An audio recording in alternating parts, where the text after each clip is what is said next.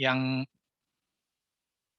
pertama, syarat donor itu usia 17 sampai 60 tahun. Nah, ini nih kelihatannya sesuatu yang mutlak nih, nggak bisa diganggu-gugat gitu ya. Bagi wanita belum pernah hamil dan menyusui, ini sebetulnya kalau dari beberapa pendapat dokter yang saya tahu termasuk orang PMI, sebetulnya bisa saja wanita yang sudah pernah hamil gitu ya, tapi minimum kehamilan terakhir itu udah 10 tahun atau 12 tahun gitu. Jadi sebenarnya teman-teman di sini kemungkinan punya kesempatan nih gitu ya, gitu. Nah, jadi nggak mutlak 100% nih. Cuman memang kalau laki-laki emang lebih diutamakan karena nggak ada halangan hamil ini, gitu. Kemudian yang ketiga, tidak memiliki komorbiditas ya, diabetes, penyakit lainnya. Nah, ini memang jelas jadi syarat yang mutlak nih. Gitu. Kemudian syarat keempat, 14 hari setelah dinyatakan sembuh berdasarkan swab negatif. Nah, ini syarat mutlak gitu kan ya. Jadi 14 hari ini kalau kurang 14 hari tolak nih. Jadi kalau teman-teman baru dan ini dari syaratnya dari PCR nih, bukan dari antigen atau bukan dari surat keterangannya puskesmas. Kan sekarang pemerintah gitu tuh, swab antigen, terus kemudian positif, udah isoman di rumah gitu kan, 14 hari dari puskesmas sudah langsung ngeluarin nggak ada gejala, 14 hari surat keterangan sembuh. Tanpa antigen lain pun boleh kan kalau sekarang gitu kan, tanpa antigen lagi. Atau kalaupun mau di antigen lagi gitu. Sekarang kan seperti itu. Tapi itu ternyata nggak berlaku tuh kalau di PMI karena mereka mensyaratkan pertama positifnya tuh PCR, negatifnya PCR. Gitu. Kenapa? Karena memang benar-benar secara protokol kesehatan PMI memang istilahnya harus betul-betul berdasarkan hasil PCR. Jadi itu syaratnya kayak gitu. Jadi kalau di sini ada swab PCR negatif, nah itu harus. Ya, gitu. Nah, kemudian jangka waktu donor 14 hari sampai 12 minggu.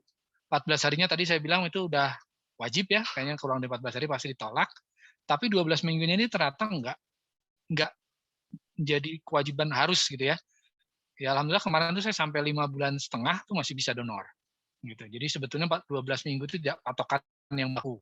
Setelah 12 minggu antibodinya masih tinggi, dicek lagi, masih donor lagi bisa. Gitu ya. Kemudian berat badan di atas 55 kilo. Ini setengah wajib, gitu, artinya nggak wajib 100%. Kenapa? Karena kadang-kadang kondisi tertentu nih kalau perempuan kan sulit ya. Udah syaratnya mah belum pernah hamil gitu ya, babynya udah 55 kilogram gitu. Makin dikit lagi donor gitu kan kalau gadis-gadis gitu ya, sudah donor gitu, beratnya 55. So, untuk yang kondisi ini sebetulnya dalam situasi tertentu, misalnya beratnya di bawah 55, tapi jangan cuma 45 ya, kayaknya susah kata orang PMI. Tapi kalau beratnya 50-an, 51, perempuan nih, masih boleh gitu donor. Tapi kalau yang normal boleh diambil sampai 400 mili gitu ya si plasmanya. Nah, kalau yang beratnya dikurang itu dia akan yang diambil 200 mili aja. Gitu. Jadi hanya dapat satu labu istilahnya gitu kan ya. Ini kalau di sini kelihatan nih gambarnya labunya yang kuning ya. Jadi kalau yang normal itu bisa diambil sampai 400 mili kalau yang laki ya. Tapi kalau kurang dari 55 ya diambilnya separuhnya hanya 200 mili. Gitu. Itu kondisinya. Jadi teman-teman yang ada di sini nih yang misalnya penyintas saat ini silahkan lihat nih syarat-syaratnya dan lihat sendiri kira-kira saya masuk kriteria atau enggak gitu kan. Nah, kalau misalnya ini tips ya untuk yang swab PCR nih. Kan sekarang banyak yang negatifnya dinyatakan pakai antigen ya. Nah, ini salah satu bentuk apa ya istilahnya 91 nih, 91 kita nih angkatan kita untuk mensupport ini. Kalau memang teman-teman ada yang belum swab PCR sudah negatif antigen misalnya gitu ya. Terus kemudian ternyata punya kesempatan untuk donor ya, laki-laki gitu kan, kemudian memenuhi syarat-syarat tidak ada komorbid dan sebagainya. Nah, ini kita akan support nih, pengennya untuk swab PCR-nya kita bantu dari situ. Kenapa? Karena ini bisa disusulkan. Jadi kemarin tuh ada case tuh yang teman kita ada yang butuh donor. Nah, donor yang memenuhi syarat itu ada tuh dia belum nggak punya komorbid dan sebagainya. Nah, cuman dia terakhir ditentukan negatifnya oleh antigen sudah lewat 14 hari tapi dari antigen. Nah, disusulkan dia suruh tes PCR dulu. Gitu. Cuman memang jadinya tertunda gitu loh. Tertunda lagi kan nunggu hasil PCR 1-2 hari baru dia bisa mulai berdonor. Gitu. Itu teman-teman syaratnya. Ini mau langsung saya terusin sampai ke proses dulu aja ya. Nanti kalau misalnya ada pertanyaan boleh di ujung atau gimana nih Bang Idot? Atau di tengah di-cut aja kalau ada yang mau nanya. Apa-apa nanti kalau ada pertanyaan tulis di chat aja. Nanti kita Oke, daftarin oke. dulu, list dulu, nanti habis itu kita bisa Sip, sip, sip. Q&A. Oke, sip. Itu gue terusin dulu ya. Jadi ini syarat-syarat utama untuk menjadi donor plasma. Nah, setiap kota itu beda-beda lokasinya pendaftarannya. Ada yang di PMI sendiri ada inisiatif punya pendaftaran di Kota Bandung nih pakai www kota PMI Kota Bandung. Ini juga ada. Banyak juga yang dikoordinir oleh masyarakat sendiri ya, misalnya kayak ya inilah kita 91, terus ada juga ITB, ada juga yang dari pecinta alam mana tuh banyak lah, ada beberapa penyintas COVID yang membentuk donor plasma konvalesen group gitu ya, seperti itu. Oke. Nah, kalau kita sudah memenuhi syarat, apa yang perlu kita lakukan? Nah, yang pertama sih sebetulnya yang perlu dilakukan waktu kita melakukan donor ya, kita lihat dulu nih, kita jadi donor memang donor bebas, artinya tanpa ada istilahnya nggak diminta gitu ya oleh teman, keluarga atau apa. Karena kalau sekarang sih kecil kemungkinan karena ini sekarang tuh banyak banget permintaan. Kalau beberapa bulan lalu sempat kan grafik kita kan sangat menurun tuh ya. Saya sempat donor tuh yang tanpa ada permintaan dari siapapun ya udah donor aja gitu, udah 2 minggu lebih gitu kan. Jadi ya bisa donor lagi gitu. Nah, tapi kalau sekarang sih kemungkinan kecil gitu. Jadi kalau sekarang memang kita harus daftar nih kalau misalnya ternyata katakanlah ada teman kita yang butuh gitu ya dan kita diminta menjadi donor. Nah, makanya kita mesti datang ke PMI. Nah, ini ada ruang pendaftaran ini kalau di Bandung ya. Jadi ada ruang pendaftaran. Nah, biasanya di ruang pendaftaran tuh ada 2 bagian. Ada ruang pendaftaran untuk pengambilan donornya ini, ada juga yang digunakan untuk pendaftaran. Jadi ada 2 ruangan ini sebelahnya lagi gedung sebelahnya itu ada ruangan kayak gini juga. Ruangannya itu untuk mendaftarkan penerimanya. Jadi keluarga pasien itu seharusnya sebelum kita mendonor keluarga pasien udah minta duluan tuh. Berdasarkan surat dari rumah sakit, dia datang ke ruang permintaan, didaftarkan nih atas nama pasien A, didaftarkan untuk minta donor plasma konvalesen misalnya B+ gitu ya. Nah, kalau kita ternyata memang donor untuk keluarga pasien tadi, nah kita sebelum ke ruangan pendaftaran awal ini kita mesti ke ruang permintaan tadi. Tujuannya apa? Untuk menyatakan bahwa donor kita untuk si pasien A. Jadi kalau kita nggak menyatakan begitu, nanti donor kita menjadi donor stok. Jadi bebas dipakai siapapun. Gitu. Jadi kalau kita memang sudah jelas donor donor, kita datang ke ruang pendaftaran pasien dulu. Gitu ya, bukan langsung ke pendaftar donor, tapi pendaftaran untuk pasien. Terus kita ke loket yang sama kita bilang bahwa ini saya mau mendonor untuk pasien A dirawat di rumah sakit apa. Nah dari situ dapat tuh kartu biasanya, kartu kecil, ada tulisannya nama donor kita siapa, nama penerimanya siapa. Nah kartu kecil tadi yang kita bawa ke ruang pendaftaran donor ini. Di ruang pendaftaran donor ini baru kita mendaftarkan dan itu persyaratan yang pertama. Jadi ini untuk donor plasma konvalesen ini memang ada tiga step ya screeningnya. Screening pertama adalah screening administratif ya. Screening kedua oleh dokter. Screening ketiga adalah pengambilan sampel tes. Jadi memang ada tahapan sebelum donor itu bisa benar-benar diambil darahnya, plasmanya dan baru bisa dipakai. Itu jadi ada 3 tahapan. Nah, yang pertama tahap pertama administratif nih pada saat datang ke loket tadi kita isi form tuh biasanya, isi form kapan kena COVID gitu kan ya, terus kapan negatifnya, gejala-gejala pada saat COVID seperti apa. Nah, itu dituliskan di form isian tadi. Kemudian dilengkapi dengan kopi dari PCR positif dan PCR negatif. Ya. Nah, dari syarat-syarat itu tadi, itu biasanya di screening dulu, gitu kan. Nah, kalau misalnya belum PCR, ya otomatis ditunda nih. Ini dia harus PCR dulu, baru nanti bisa di screening lebih lanjut seperti itu. Jadi syarat pertama administratif nih. Nah, yang sering nggak lolos kata teman-teman juga yang perempuan adalah itu tadi kuesionernya melahirkan kapan terakhir dan sebagainya.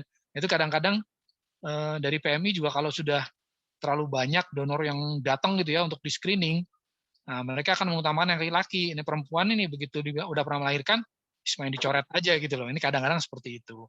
Padahal sebetulnya sih kalau menurut dokter 10-12 tahun melahirkan terakhir harusnya udah boleh lagi gitu. Tapi prakteknya kalau udah ribet banget, ya akhirnya mereka utamakan yang donor laki dulu. Kenapa? Karena keberhasilan nanti sampai donornya bisa itu lebih itu besar. 10 tahun yang lalu. Kalau Gitu. Ya, sorry. Oke. Lanjut. Oke, sip. Gitu. Jadi seperti itu. Nah, kalau itu sudah lolos nih kita dengan administratif tadi ya, syarat dipenuhi, PCR-nya ada, baru masuk ke ruang tunggu dokter. Jadi kalau sudah di yang ruang pendaftaran pertama, nanti kita dapat nomor, kita nunggu dokter untuk di screening. Nah, screening dokter ini nanti yang biasanya menentukan lebih lanjut kita diterima atau enggak, karena biasanya dicek dulu masalah gejala dulu seperti apa dan sebagainya untuk menentukan kita dulu kena gejala berat, ringan dan sebagainya. Gitu. Ringan bukan berarti nggak boleh, ringan juga boleh. Cuman biasanya kalau tidak ada gejala sama sekali itu malah agak sulit ya diloloskan oleh dokter, karena kalau tidak ada gejala sama sekali itu berarti tidak ada perlawanan dari tubuh, tidak ada terbentuk antibodi yang berat. Gitu. Jadi minimum gejala ada gitu ya, batuk, pusing gitu ya. Yang saya alami itu kan batuk, pusing, kemudian ya demam jelas ya. Gitu. Itu yang utama lah, 3 utama aja. Minimum 3 itu aja lah, batuk, pusing, demam aja. Kayaknya udah lolos gitu, karena berarti kita udah melawan si tubuh tuh. Gitu. Lolos dari dokter, barulah itu kita lolos saringan kedua. Nah, memang proses yang kalau teman-teman mungkin sempat ada yang bilang, wah jadi donor plasma tuh lama gitu. Lama tuh di awal ini aja. Bukan di awal ini ya. Setiap kali mau donor memang ada proses seperti ini gitu ya. Cuman kalau donor pertama kali itu screeningnya di sini lama gitu ya. Screening dokternya lama. Begitu donor kedua, itu screening di depan tuh udah langsung, oh udah yang kedua gitu. Ngisi gitu ya, kayak apa istilahnya, formalitas aja gitu, contreng, lolos langsung masuk ke dokter. Dokter cuman cek tekanan darah dan sebagainya, udah oke, lolos gitu. Biasanya kalau yang kedua dan seterusnya udah lebih cepat. Gitu. Nah, kalau kita sudah lolos yang kedua nih, baru kita masuk ke ruang screening sampel. Jadi ruang screening sampel di belakang sana itu, kalau di Bandung ya, di sana. Nah, itu ada meja-meja yang pojok sebelah kiri yang kursinya khusus untuk donor plasma. Jadi berbeda kalau yang di sebelah kanan sebelah sini nih kursi donor biasa, kalau kursi yang sebelah kiri yang mojok dekat tembok ini yang kursi khusus untuk yang donor plasma. Nah, ini yang pertama diambil adalah sampel. Gimana ngambil sampel? Mungkin kalau teman-teman yang biasalah tiap tahun di kantor mungkin medical check up gitu ya setiap tahun ya seperti itu aja, diambil dari apa lengan itu ya, di apa antara lengan sama bahu itu, di apa di ujung lengan itu diambil darah tuh di kira-kira berapa sih, satu tabung kecil tuh 10 mili mungkin ya, 10 mili tapi dikali 3, 4, 5 tabung lah gitu untuk, karena memang ada dicek antibodi, dicek yang tadi komorbiditasnya juga harus dicek dan sebagainya. Nah, itu diambil 5 tabung. Nah, ini yang proses pertama selesai. Jadi kalau kita sudah selesai tahap pertama, nah ini biasanya kita sudah ini pulang dulu. Kenapa? Karena kita mesti nunggu si sampel tadi memenuhi syarat nggak dijadikan donor, gitu ya. Nah, si sampelnya ini bisa di mungkin sekitar, kalau awal-awal ya waktu tahun saya kena itu Januari, terus kemudian Februari saya pertama donor itu 1 hari paling lama 2 hari lah, 1 hari setengah itu sudah keluar tuh hasilnya gitu ya, karena proses pemeriksaan sampelnya itu antriannya nggak terlalu panjang. Jadi dalam 1 atau 2 hari saya udah tahu bahwa saya itu layak untuk berdonor, gitu kan. Nah, setelah layak ini baru kemudian saya ditentukan oleh PMI untuk melakukan donor sesuai jadwal. Jadi misalnya saya ngambil sampel hari Sabtu gitu ya, Minggu saya tahu bahwa oh saya layak gitu. Nah, dia dijadwalkan tuh Senin atau Selasa misalnya jam tertentu gitu kan, karena memang donor khusus. Nah, begitu sudah ditentukan jadwal donor yang pasti, ya kita nggak perlu ngantri lagi kayak yang di depan tadi. Jadi kita nggak perlu lagi ngantri ke sini-sini, langsung aja dilewatin pada hari H ya. Donor langsung aja masuk ke ruang dalam ini, langsung duduk di kursi khusus nih, kursi plasma gitu ya, dan kita diambil plasmanya. Plasmanya nih yang kuning-kuning ini nih, yang ada gantung gitu ya di bawahnya, seperti itu. Nah, selama proses pemilihan donor ini memang waktunya lumayan. Total ya kira-kira total itu sejam lah ya, mulai dari kita datang. Ini khusus yang pasal pengambilan donornya ya, bukan pendaftaran. Pasal donor itu kira-kira sejam lah, mulai dari datang kita mesti cuci tangan dulu kan ya sampai batas siku, kemudian Kalau bisa mah teman-teman tipsnya kalau mau donor tuh, kalau mau ke belakang, ke toilet, pipis dan sebagainya, lakukan dulu. Kenapa? Karena kita paling tidak nanti duduk di kursi itu 40-45 menitan, gitu ya. Jadi setidaknya setelah selesai masuk ke ruangan itu, yang pertama dicari kalau misalnya kebelet pipis toilet dulu aja deh gitu ya. Nah nanti setelah itu baru duduk di sini dan kemudian ada proses dicek lagi tekanan dan sebagainya, kemudian diambil plasmanya, dan itu sekitar 40-45 menit lah prosesnya.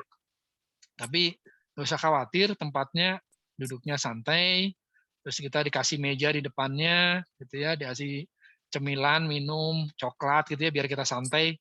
Dan kita juga bisa, ya mau yang sambil hobi baca, bisa baca, yang mau chatting bisa, yang mau dengerin morotal dari HP bisa, yang mau selfie juga bisa gitu ya ini, gitu ya. Nah dari situ baru kita nanti akan dapat donornya 40-45 menit. Dan setelah selesai proses ini, baru nanti donor kita itu, si plasma kita itu diproses oleh PMI, ya. Ada metode pencocokan juga, misalnya dengan si darahnya si pasien dan sebagainya, karena harus matching ya, harus matching itu tidak boleh ada reaksi penolakan dan sebagainya. Itu yang butuh prosesnya. Jadi dari kita dapat darah ini sampai kemudian dipakai pasien itu bisa ambil 8 jam kalau nggak salah prosesnya tuh setahu saya. Kenapa? Karena dicocokin dulu tuh donor si kita dengan darah pasien, jangan sampai ada penolakan. Udah, nah ini alat-alatnya nih, mungkin kalau saya bisa sharing nih kayak gini. Jadi saya sendiri baru sih ya, baru pertama kali berdonor yang plasma, jadi baru tahu ada alat yang mirip alat cuci darah ternyata katanya. Jadi memang darah itu diambil, diputer, disaring plasmanya, dimasukin lagi, dan menghasilkan plasma yang seperti ini. Gitu. Nah, plasmanya warnanya kuning ya, bukan merah. Kenapa? Karena yang diambil bukan darahnya, tapi disaring plasmanya aja. Darahnya sih masuk lagi. Itu makanya plasma ini sebetulnya tidak seperti donor darah biasa yang harus 3 bulan ya. 3 bulan sekali baru bisa dilakukan. 75 hari lah sekarang ya. Tapi ini bisa dilakukan setelah hari ke-15 sudah bisa proses lagi. Oke, ini kalau kita lagi donor, santai-santai aja lah ininya dapat biasa, di lengan biasa gitu ya, ditekan terus di siku, diambil darahnya. Ya, give blood, save life itu motonya PMI ya, jadi kita donorkan dan kita untuk menyelamatkan nyawa. Kalau sama IUS mah beda lagi ya, IUS mah make love not war kalau dia mah biasanya. IUS mah gitu, donor beda lah gitu. Oke. Ya. Oke, itu sih penjelasan dari saya sekilas ya. Bukan sekilasnya, panjang oke sih karena moga-moga Oke. bosen nggak ada yang enak. Oke. Thank you, Git. Ini kita langsung ini aja ya. Saya bacain beberapa pertanyaan. Oh, boleh. Ya. Pertanyaan pertama, coba kita lihat dulu ya. Pertanyaan pertama dari Ius nih. Tapi ini pertanyaan hayang martabak tuh. Jadi kayaknya Oke. Ini Kirim atau Gojek. Oh nih dari Lola. Git, adakah yang positifnya tes antigen aja, nggak PCR? Nah, setahu saya sih yang kejadian tuh yang penting pas PCR negatifnya tuh, karena harus negatif PCR. Gitu. Kalau dulu kan pernah siapa ya waktu itu sempat positif negatifnya semua antigen. Nah, positif negatifnya antigen gitu kan, sehingga akhirnya diulang PCR. Berarti kalau yang penting tuh PCR negatif gitu loh. Kalau yang PCR positifnya kan nggak terlalu ini. Yang penting pada saat ada kejadiannya adalah gitu, dia positif negatifnya oleh antigen, sehingga pada saat pemeriksaan suruh diulang dulu PCR-nya. Gitu.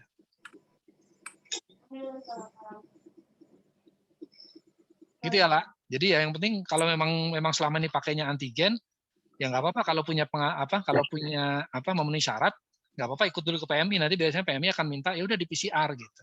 Pengalaman yang kemarin kejadiannya kayak gitu. Oke, Lola. Oke. Yang berikutnya dari Gantata. Jadi orang yang donor itu secara umum sudah ada yang booking ya? Iya, kalau sekarang mah kayaknya hampir semua udah booking. Hmm. Karena sekarang permintaannya tuh kalau Bandung ya, Bandung aja itu terakhir saya ngobrol sama PM itu sebulan tuh sampai 600-an gitu ya, 600-an Permintaan. donor permintaan sebulan. Jadi kan rata-rata 20-an per hari. Dari segitu itu donor itu sampai sehari rata-rata yang dites itu 50-an. Karena yang lolos belum tentu juga separuhnya gitu lah. Jadi gitu. Jadi dari rata-rata sebagian besar tuh sudah mendonor untuk orang tertentu gitu ya. Jadi kalau saya cerita mungkin ini 3 donor saya yang terakhir ya. Saya donor tuh 7 kali. Pertama, kedua itu permintaan. Ketiga, keempat tuh saya donor bebas. Jadi pas kita turun tuh bulan-bulan April apa ya, pokoknya puasa itu kalau nggak salah tuh, pokoknya nurun lah, kita lagi turun banget. Jadi donor tuh bebasnya saya karena udah 2 minggu ditelepon sama PMI mau donor lagi nggak Pak? Gini, oh ya donor aja nggak apa-apa gitu kan. Nah tapi kalau tapi begitu ke-5, ke-6, ke-7 itu udah donornya benar-benar diminta terus tuh sejak yang terakhir itu. Jadi notabene hampir semua tuh sekarang donor udah jarang banget donor bebas. Dan Tata ada tambahan? Itu pertanyaan kedua. Jadi kalau definisi apa namanya, ada bank plasma nggak sih semacam gitu? Kalau bank plasma khusus nggak ada, tapi biasanya itu tadi sesama penyintas, sesama grup itu. Jadi mereka ngumpul-ngumpulin teman-temannya gitu ya. Nah waktu dulu si PM itu masih punya stok gitu ya, berarti jadi dikumpulin semua orang didonorkan sehingga nyimpen gitu ya. Nah setahu saya sempat ada beberapa yang punya stok gitu waktu itu ya gitu. Nah, tapi kalau sekarang tuh kayaknya udah jarang banget gitu ya, karena apa ya istilahnya tinggi banget permintaannya gitu dibandingkan yang berhasil dari si lolos uji gitu ya. Oke, cukup Dot. Oke. Nah, ini tambahan nih, Git. Ya. Ini kan sekarang banyak ya permintaan donor plasma lewat WA terus kemudian disebar gitu kan ya. Nah, jadi kalau kayak gitu tuh sebetulnya chance untuk dapatnya tuh gimana tuh, Git? Oh, kalau pengalaman saya sih gini. Yang penting pertama tuh keluarganya minta dulu ke PMI. Jadi jangan nunggu dapat donor, kan banyak yang kadang-kadang nyebarin info di WA tapi belum minta ke PMI gitu loh.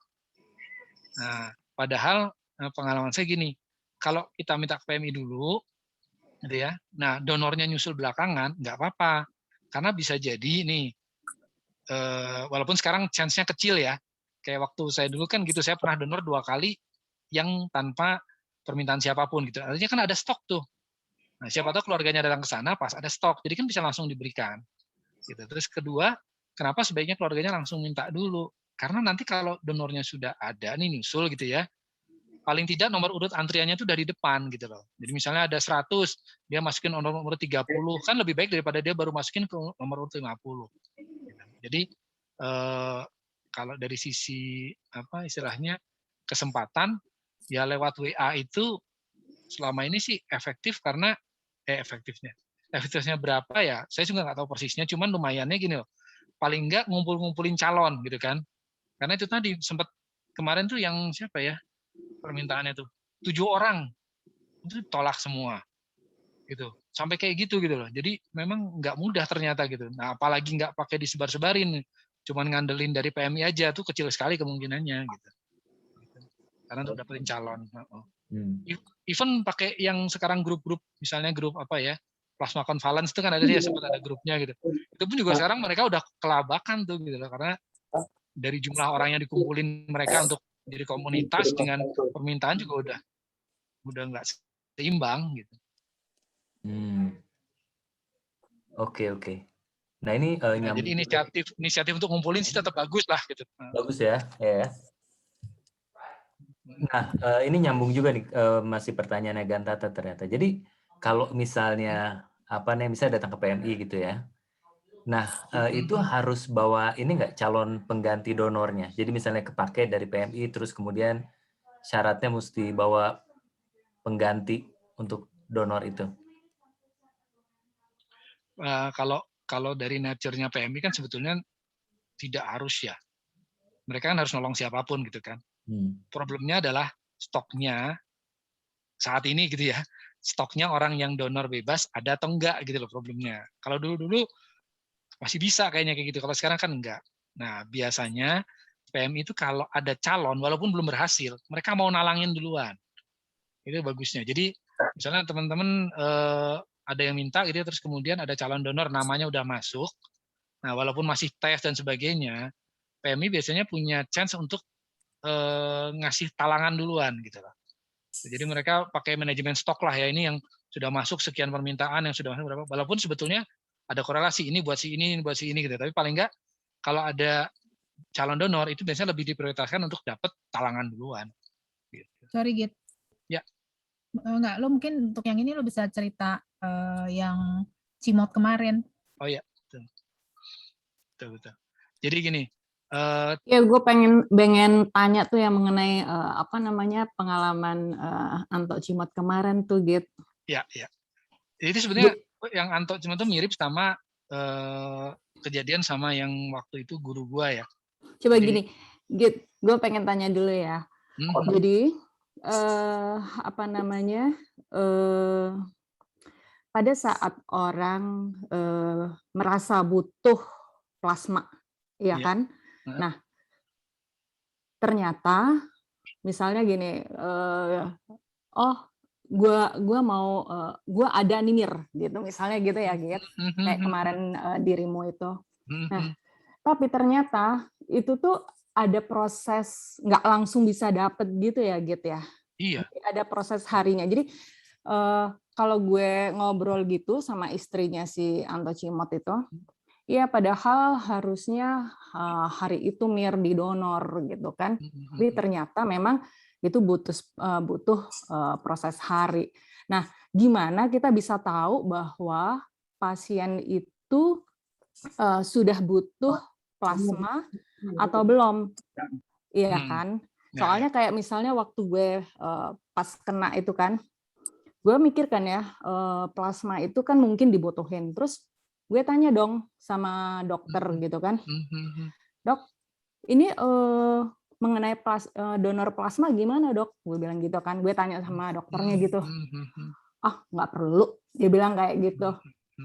Nah, pada saat dia bilang nggak perlu, ya udah kita nggak mikirin lagi gitu kan. Tapi kalau gue lihat sekarang kayaknya donor plasma tuh kayak dibutuhin banget. Nah, kapan keluarga itu bisa memutuskan untuk mendaftarkan ke PMI gitu loh, ya kan?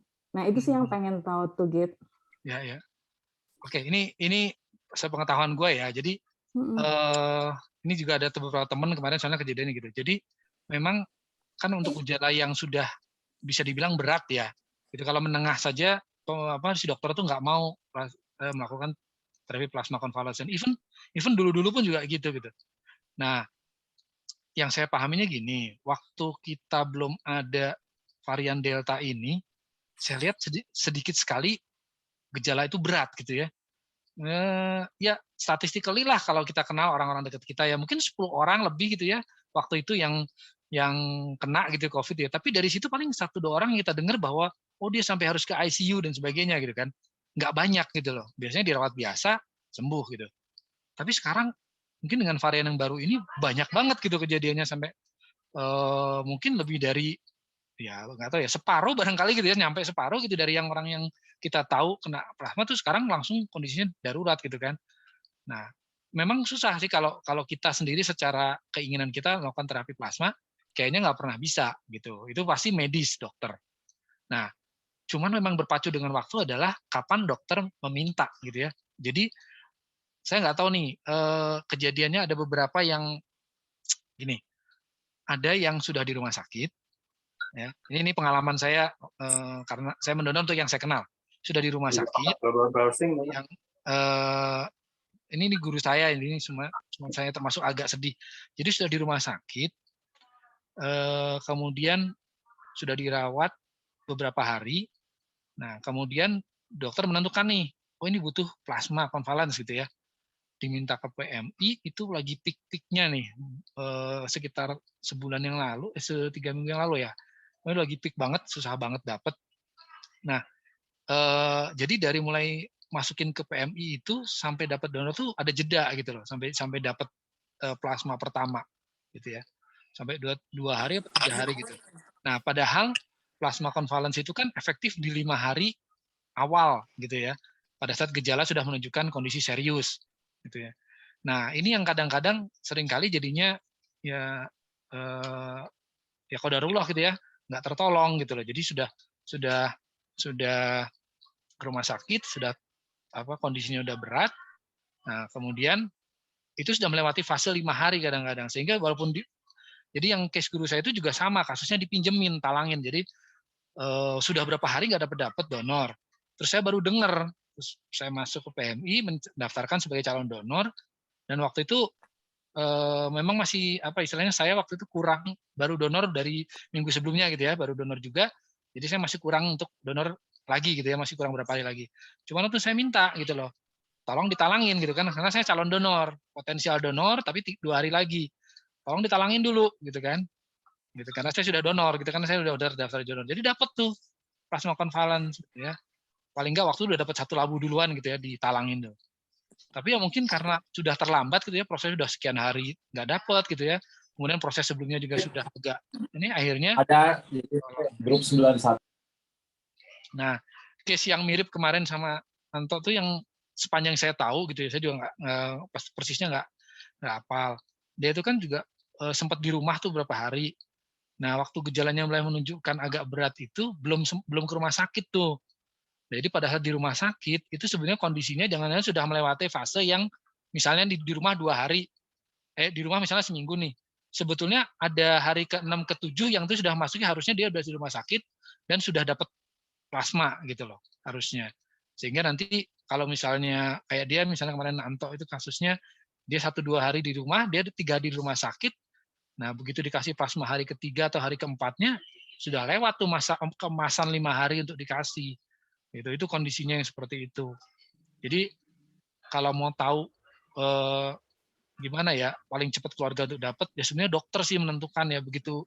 Lia mungkin bisa nambahin deh, itu memang ada apa sih Lia, IL6 itu ya? Memang ada parameter khusus yang dipakai sama dokter gitu, apakah perlu apa enggak gitu. Ya, kalau plasma sebenarnya jadi kalau COVID sebenarnya kalau dokter gitu ya ngebaginya 2 fase. Ada yang pertama fase replikasi ya, itu seminggu pertama itu fase replikasi. Jadi pas replikasi virusnya memperbanyak. Nah, fase kedua itu fase dia inflamasi. Jadi udah banyak banget sampai reaksi tubuhnya jadi inflamasi gitu ya, bengkak kali ya kalau bahasa ininya. Nah, kalau plasma itu baiknya tuh masih di fase replikasi itu seminggu pertama gitu. Jadi kita misalnya, jadi sebenarnya plasma konvalesen ini kan belum terbukti 100% gitu ya bisa membantu gitu. Jadi dokter sebenarnya masih yang kalau kita ngajuin dia boleh, nanti dia nerangin gitu ininya bahwa ini belum pasti biasanya kayak gitu. Nah, jadi kita bisa nyaranin kita pengen pakai plasma, dok bisa gimana enggak gitu. Nah, misalnya gitu ya sebelum lewat seminggu ini gitu. Jadi kalau misalnya gejalanya menuju memburuk gitu ya, sebelum lewat seminggu harus udah di terapi konvalesen.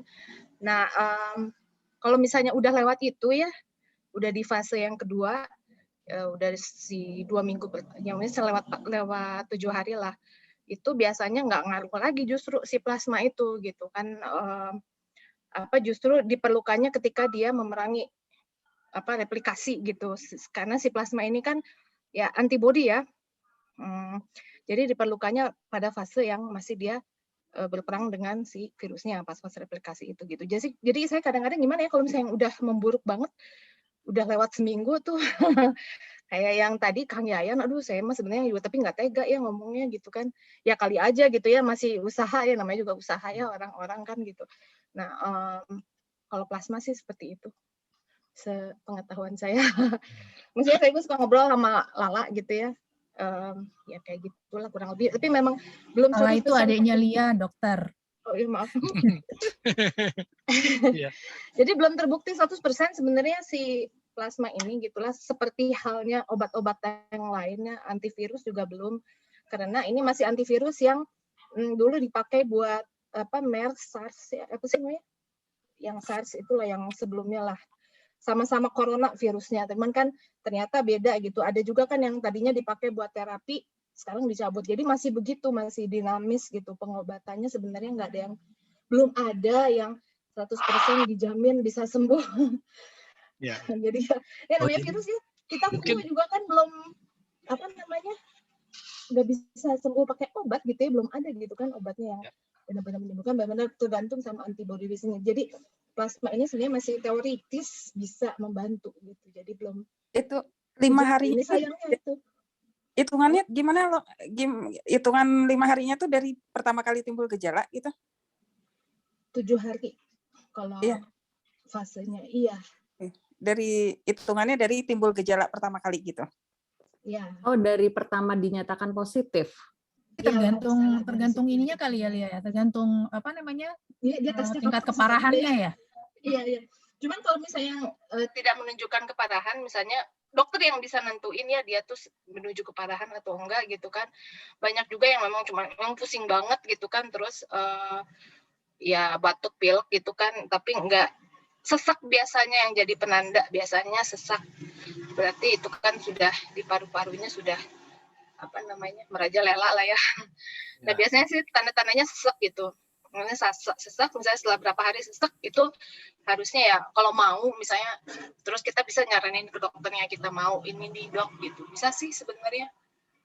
Jadi sebelum lambat gitu. Kadang-kadang dokter juga nggak terpapar info ya.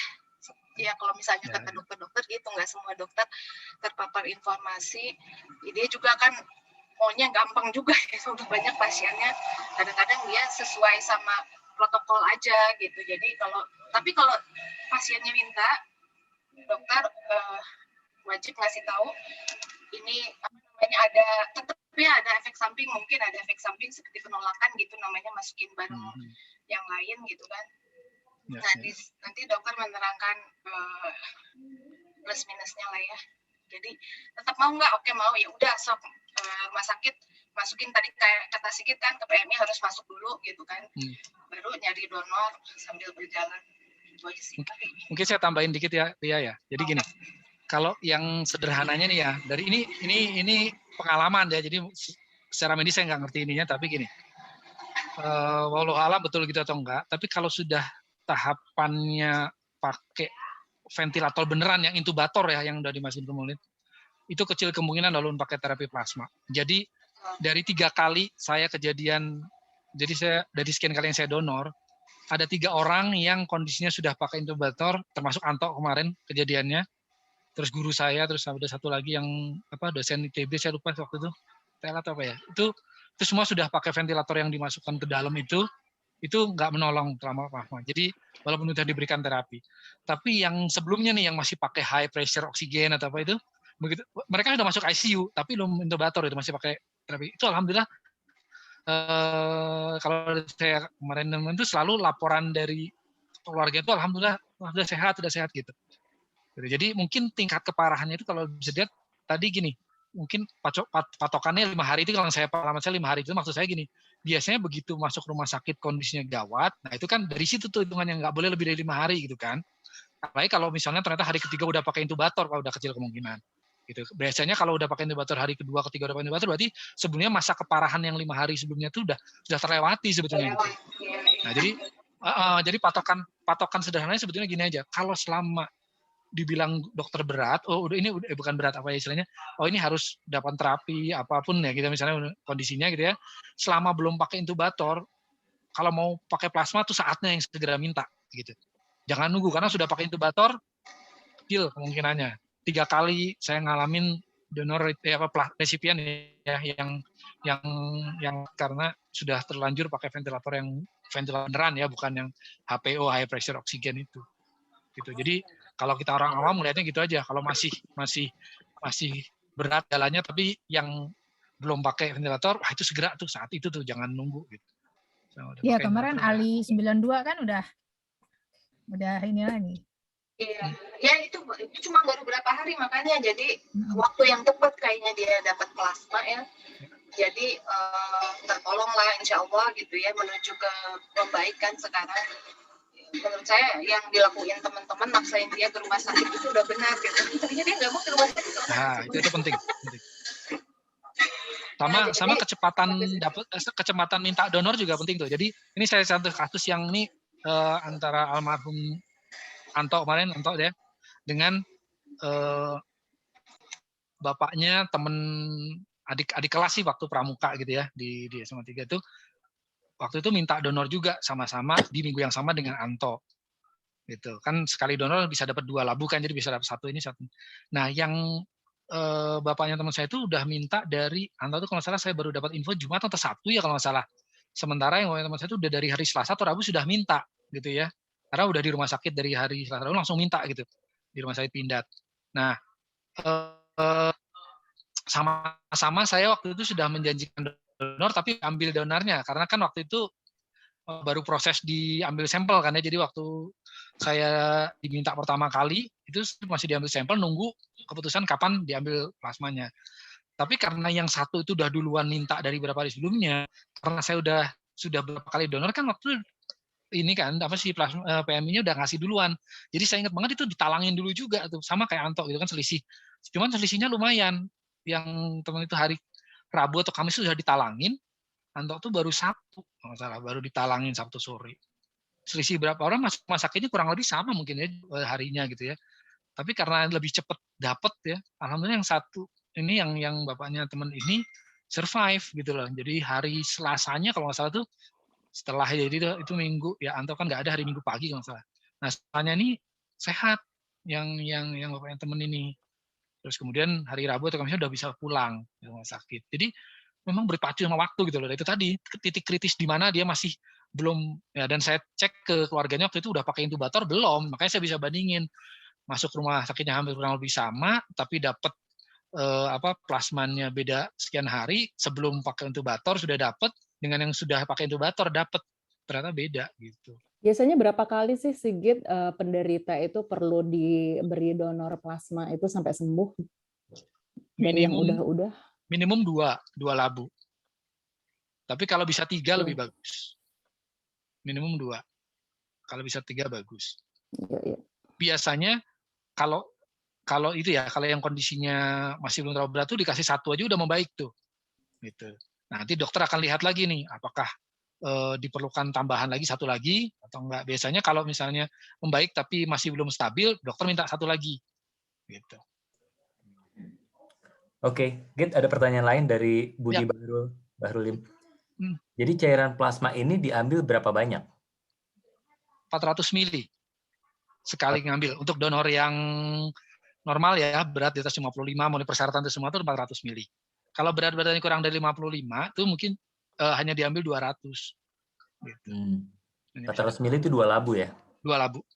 Bisa untuk 2 orang gitu ya berarti. Oke. Yang berikutnya dari Muhammad Yusriski. Oh, jadi nggak instan langsung bisa diambil ya plasma dari pendonor yang kita butuh?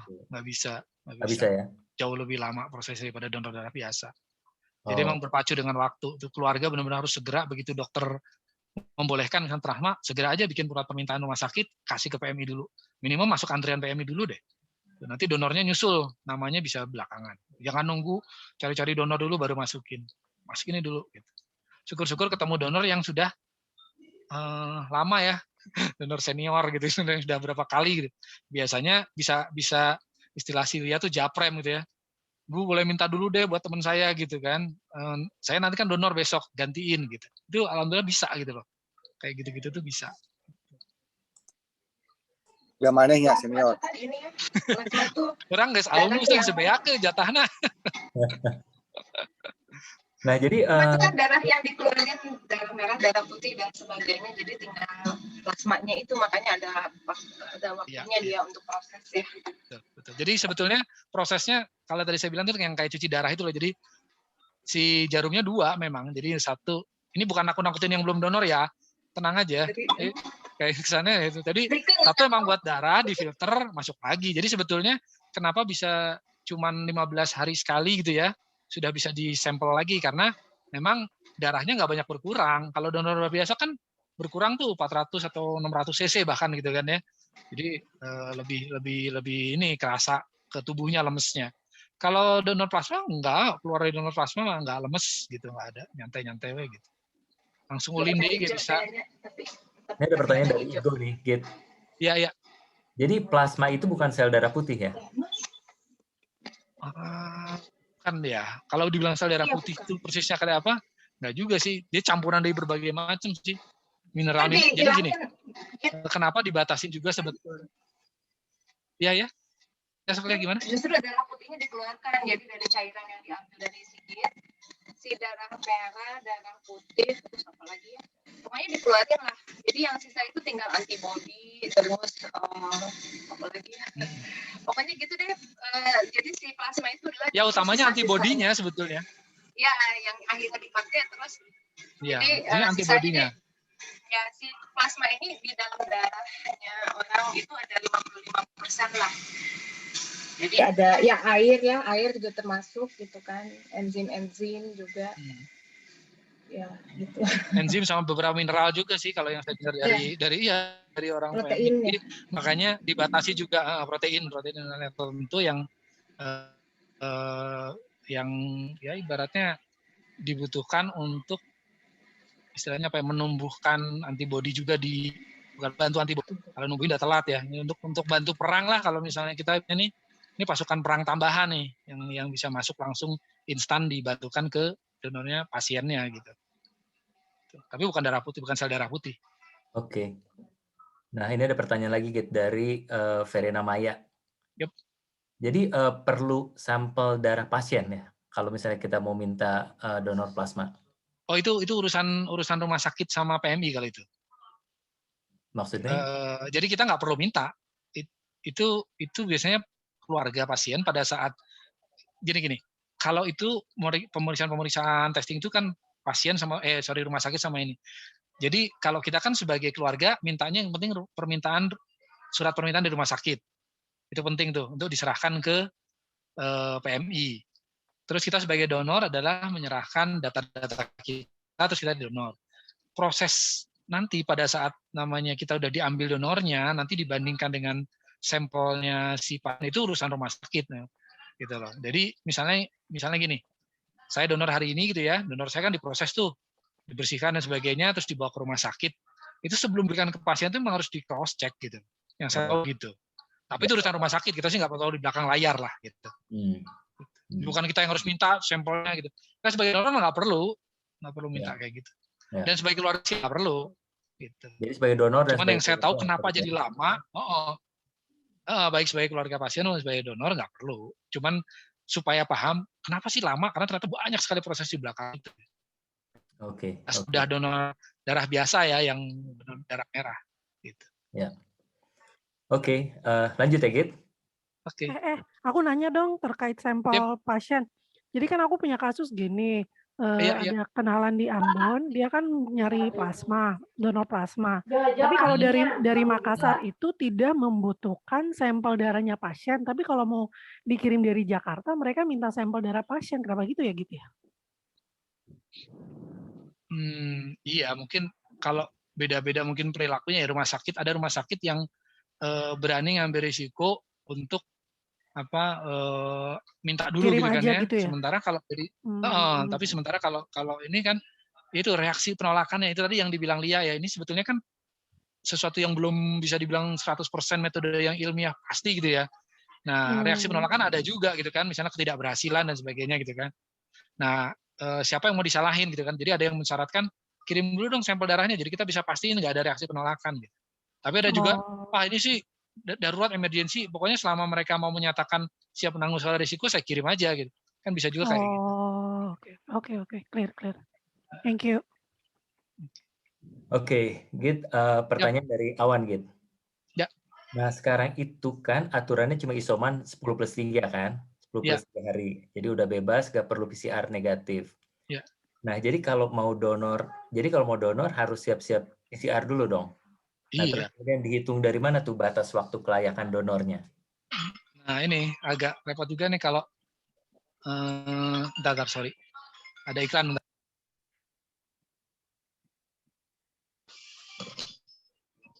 Sorry. Jadi gini, tergantung dari ini karena belum sama sekali nggak ada ya. Bahkan antigen negatifnya juga nggak ada ya.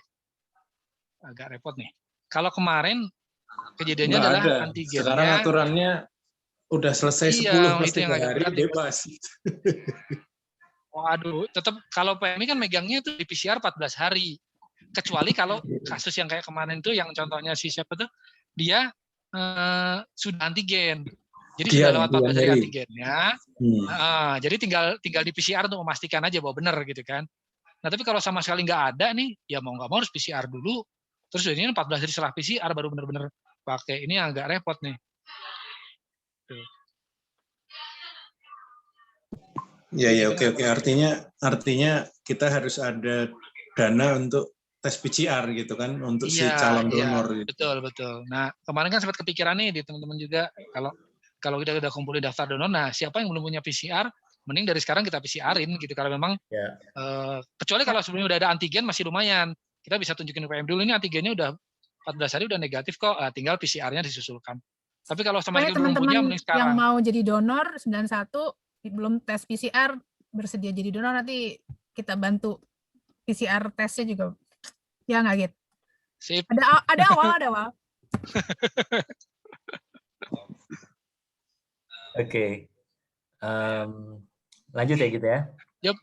Ini pertanyaan dari Sasa. Jadi biasanya apa yang bikin nggak lolos jadi pendonor plasma? Setahu saya sih IP-nya kurang misalnya gitu ya.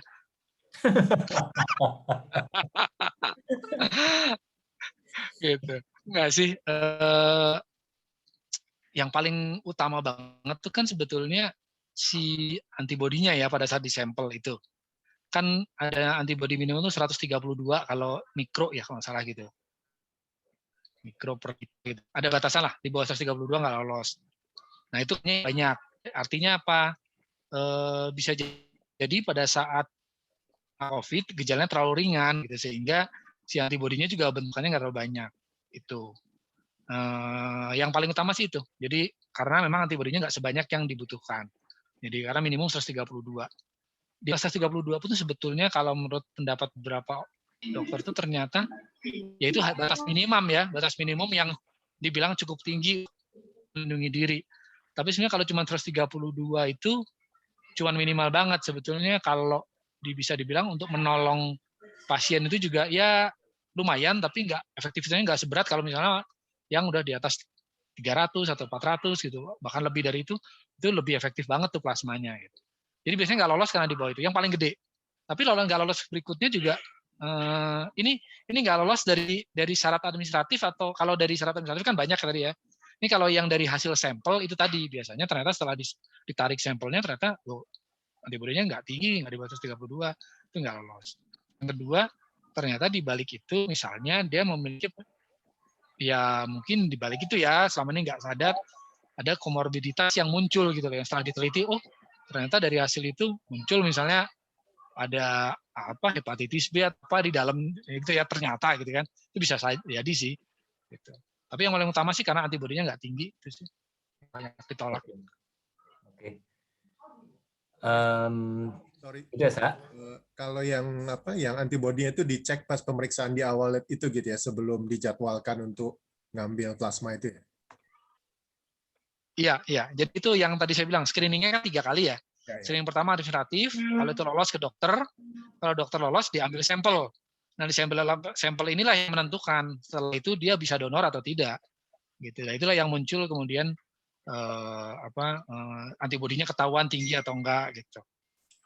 Dan ini saya bilang juga, lewat dari 3 bulan bukan berarti nggak boleh donor. Waktu itu juga saya pikir 3 bulan, udah 3 bulan nggak perlu. Ternyata setelah 3 bulan saya ditelepon, Pak, dari hasil yang terakhir ternyata masih tinggi, ini masih ada kebutuhan, kalau mau silakan donor lagi. Ya boleh. Saya tes lagi, ternyata masih lolos. Yang keempat gitu lagi dia masih lolos. Jadi ya ternyata nggak, tergantung antibodinya. Kalau masih ada tinggi boleh terus. Nah, Git, ini kan sekarang udah musim vaksin kan? Nah, tapi kan ada yang udah divaksin tapi masih kena. Ya. Masih kena COVID ya. Nah, kalau kayak gitu, itu bisa jadi donor nggak? Jadi udah divaksin dulu, baru kena. Iya. Setahu saya kalau udah divaksin, tapi terus kemudian jadi masih kena, kemudian berdonor tuh boleh, tapi ada jangka waktu ya. Dalam kurun waktu 2 minggu sampai 3 bulan atau apa gitu ya, nanti saya coba cek lagi, tapi boleh. Technically katanya nggak masalah gitu. Cuman masalahnya sekarang yang sudah divaksin kemudian kecuali kalau yang sudah sakit duluan kemudian sembuh baru divaksin. Nah, ternyata setelah sembuh divaksin, setelah lewat 3 bulan divaksin kan orang orang COVID terus sembuh kan setelah 3 bulan boleh divaksin. Nah, kalau dia udah divaksin itu nggak bisa jadi donor gitu. Technically gitu. Tapi kalau yang sudah divaksin duluan kemudian sakit, itu sebetulnya tubuh membentuk antibodi baru kan ya, gitu kan? Karena dia kan sakitnya udah itu kan ada antibodi baru. Itu kalau kemarin sih katanya kalau yang kayak gitu malah nggak apa-apa karena kan sebetulnya terbukti bahwa tubuhnya belum punya antibodi walaupun dengan vaksin ya. Berarti antibodinya nggak tumbuh lah ibaratnya. Jadi malah dengan sakitnya terus dia sembuh, kan berarti malah dia tubuhnya baru benar-benar membentuk antibodi. Gitu. Ya kalau gue boleh nambahin, kalau nggak salah tuh memang kenapa nggak boleh orang yang sudah vaksin itu jadi donor, karena antibodi yang terukur itu tuh nggak kalau udah vaksin itu nggak ketahuan itu dari imunitas tubuhnya atau reaksi terhadap vaksin gitu loh. Jadi bisa jadi palsu gitu loh, si antibodinya itu cuma reaksi terhadap vaksin. Nah kalau seperti saat Sigit, kalau dia udah sakit sebetulnya malah asli kan, memang dari antibodi tubuhnya, makanya jadi boleh. Oke. Lanjut ya. Git, mau minum dulu atau mau makan dulu gitu? Enggak. Tadi mau nunggu kiriman martabak dari si Yus nih. Aduh. Si Aki kumaha sih? Lo di email. Oh, di email kok. Oke, ini pertanyaan dari Budi Bahrulim lagi. Apakah peralatan donor plasma ini ada sampai PMI di kabupaten atau kota? Soalnya gue tinggal di kecamatan. Hehehe. Gue juga tinggal di kecamatan, sama kecamatan Antapani sini. Kayaknya semua tinggal di kecamatan. Ibu dia mau nyombong ya, dia mau nyombong dia tinggalnya di Ubud. Belin. Mestinya sih gini. Ini ternyata peralatan itu sama dengan peralatan donor aferesis yang lain. Jadi donor aferesis itu kan nggak cuma plasma ya. Jadi ada donor yang diambil khusus trombositnya misalnya. Jadi sistemnya sama kayak tadi. Jadi namanya donor trombosit, misalnya khusus trombosit atau donor khusus apa gitu ya. Atau malah khusus, saya lupa ada beberapa donor jenis aferesis ya. Jadi yang diambil bukan darah merahnya gitu ya. Nah, itu sama. Berarti di setiap kota mestinya ada alasan di level kota. Tapi kalau di Kecamatan Ubud ya mungkin nggak ada sih. Mesti datang ke kota terdekat gitu, kabupaten terdekat. Dan pasar cuma 40 menit. Gianyar. Kalau PMI di level kabupaten atau kota mestinya ada. Karena itu aferesis kan udah umum ya. Cuman yang untuk ngambil plasma baru dipakai sekarang ini. Gitu. Tapi alatnya sama kok. Tapi dulu tuh gurunya anak gue yang kecil, dia di rumah sakit Bogor, itu calon-calon donornya tuh kan nakes dari rumah sakit tempat dia itu gitu, nawarin mengajukan diri jadi donor. Itu tesnya ke Jakarta. Iya, tahun akhir 2020 lah. Nggak tahu kalau sekarang mungkin udah lebih umum, jadi lebih ini kali. Malah kalau setahu saya malah di rumah sakit yang besar itu punya alat kayak gitu kan. Jadi kayak misalnya RSHS nih contohnya ya. Jadi kalau ini khusus nih, barangkali ada keluarga pasien yang kebetulan dirawat di RSHS, cari donor plasma, ya nggak usah lihat PMI, donornya datengin ke RSHS aja langsung diproses di situ lebih cepat kan. Setahu saya di RSHS bisa gitu. Jadi beberapa rumah sakit besar kan punya bank darah dan punya alat-alatnya sendiri gitu kan untuk melakukan seperti itu. RSHS itu bisa. Jadi kalau yang pasiennya RSHS sih donornya bisa langsung datang ke sana. Oke. Berikutnya dari Rosevin. Ini kondisi pasien yang seperti apa yang membutuhkan donor plasma ini. Jadi kayaknya tadi yang udah dijawab Lia ya. Iya. Kondisi pasien yang seperti apa. Oke. Gitu Rosevin atau ada pertanyaan lain?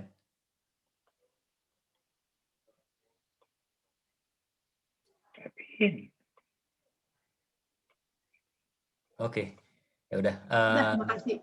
Oke, thank you. Berikutnya dari Agung Priambodo. Sekarang aturannya gimana ya? Kalau dulu setahu saya maksimal donor maksimal 3 kali. Lalu maksimal 3 bulan setelah sembuh. Nah ini Agung juga dulu ini pernah kena COVID. Ya. Tahun lalu kalau nggak salah. Iya. Ya memang kalau informasi awal begitu ya dibilangnya 3 bulan maksimal. Tapi kenyataannya sebetulnya yang dikejar itu kan bukan 3 bulannya. Jadi di awal-awal bilang begitu karena statistically-nya bilangnya setelah 3 bulan pasien tuh antibodinya turun lagi. Makanya kan orang kalau sudah jadi penyintas COVID setelah 3 bulan baru divaksin kan setelah 3 bulan dengan anggapan antibodinya sudah kembali turun. Tapi prakteknya kalau dari 3 bulan si antibodinya masih ada, sebenarnya boleh. Sampai cenderung sampai, tapi kalau 6 bulan kayaknya jarang ya. Biasanya sih si PMI akan bilang dia sampai 6 bulan lah maksimal, kalau 6 bulan kayaknya pasti turun. Tapi kok saya sering nerima berita-beritaku masih ada persyaratan maksimal 3 bulan itu ya? Gini, kalau untuk membatasi 3 bulan itu karena gini, kalau ada orang yang baru mulai donor setelah lewat 3 bulan, kemungkinan turun tuh si antibodinya. Jadi kemarin saya ngobrol sama orang PMI, kenapa sih dibatasi 3 bulan? Karena biasanya kan otomatis turun. Tapi kenapa kayak misalnya kemarin ternyata setelah 3 bulan saya masih donor.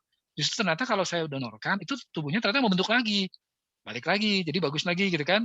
Terus gitu jadi tubuhnya di apa istilahnya distimulan untuk membentuk antibodi baru gitu. Nah, jadi memang malah jadi lewat 3 bulan ternyata masih bagus. Setelah 3 bulan dicek, oh masih bagus Pak, donor lagi. Dicek lagi masih bagus lagi gitu. Jadi secara apa istilahnya kalau pertama kali donornya di bawah 3 bulan kayaknya itu memang jadi penting ya gitu. Cuman kalau batas akhirnya ya ternyata bisa lebih dari 3 bulan asal mulainya tidak lebih dari 3 bulan. Kalau mulai lebih dari 3 bulan kayaknya jarang tuh yang bisa gitu. Kayaknya udah turun duluan. Itu berapa Git? 7 kali? 7. Wow. Iya, soalnya waktu itu kata PMI maksimal 3 kali, nggak boleh lebih. Berubah ya aturannya. Itu sih. Sekarang kondisi emergensi kali ya? Iya, kayaknya ya. Butuh yang lebih banyak. Oke, dari Inu nih. Kemarin gue sempat baca informasi katanya yang sudah penyintas tapi sudah divaksin nggak bisa jadi donor plasma. Udah tadi Anu ya? Jadi yang nggak bisa. Terus kemudian dari Inu juga, mana nih? Pasien COVID yang bagaimana yang butuh donor plasma tadi udah juga. Ini Inu pertanyaannya udah dijawab semua nih, Inu. Nih nggak nyimak kayaknya Inu nih. Nulisnya udah kecepetan dari awal tadi. Baru baca aja sama kita. Penjelasannya melebar. Iya. Jawab. Berarti kalau plasma dikasih setelah kondisi parah sebetulnya telat dong ya? Nah, definisi parahnya tuh apa tadi yang saya bilang? Kalau saya nggak tahu kalau medisnya benar gitu atau enggak, cuman dari yang pengalaman saya kemarin 3 orang yang saya ketahui yang sudah pakai ventilator itu dikasih udah telat. Gitu. Jadi kalau kondisi parah bilang di ICU, iya sih di ICU kan bilang parah. Cuman kalau buktinya yang di ICU juga selamat gitu yang belum pakai intubator. Gitu. Kalau orang awam melihatnya gitu aja, kalau udah pakai intubator wah kayaknya telat gitu. Tapi kalau yang masih pakai pressure oksigen, walaupun dibilang parah gitu udah masuk ICU, tapi masih pakai oksigen biasa, insya Allah masih selama ini sih. Intubator tuh yang masuk sampai sini itu ya? Iya betul yang udah itu. Yang udah itu kayaknya udah telat ya kalau gitu ya. Oke, dari Uyuy boleh berapa kali donor plasma? Nah, kalau berapa kalinya ya tergantung kecepatan bisa mendonor. Maksudnya gini, nggak ada batasan. Batasnya maksudnya gini, batasnya kan sampai 6 bulan sebetulnya. 3 bulan awalnya, tapi katanya ternyata kalau sebelum 3 bulan udah mulai dan ternyata masih bagus setelah 3 bulan boleh terusin sampai 6 bulan. Gitu. Itu pun juga tergantung si donornya bisa cepat atau enggak ininya kan. Jadi yang dilihat adalah jeda waktunya. Pertama kalau misalnya kita donor sekarang, hari ini misalnya diambilnya ya, bukan sampel dan sebagainya ya, pokoknya diambil donornya, plasmanya hari ini, berarti ini hari ke-15 dari hari ini kita boleh diambil sampel lagi. Nah nanti hari ke-15 itu diambil sampel lagi, katakanlah ditambah tes sampel dan sebagainya, tambah 2 atau 3 hari, berarti hari ke-18 sudah bisa donor.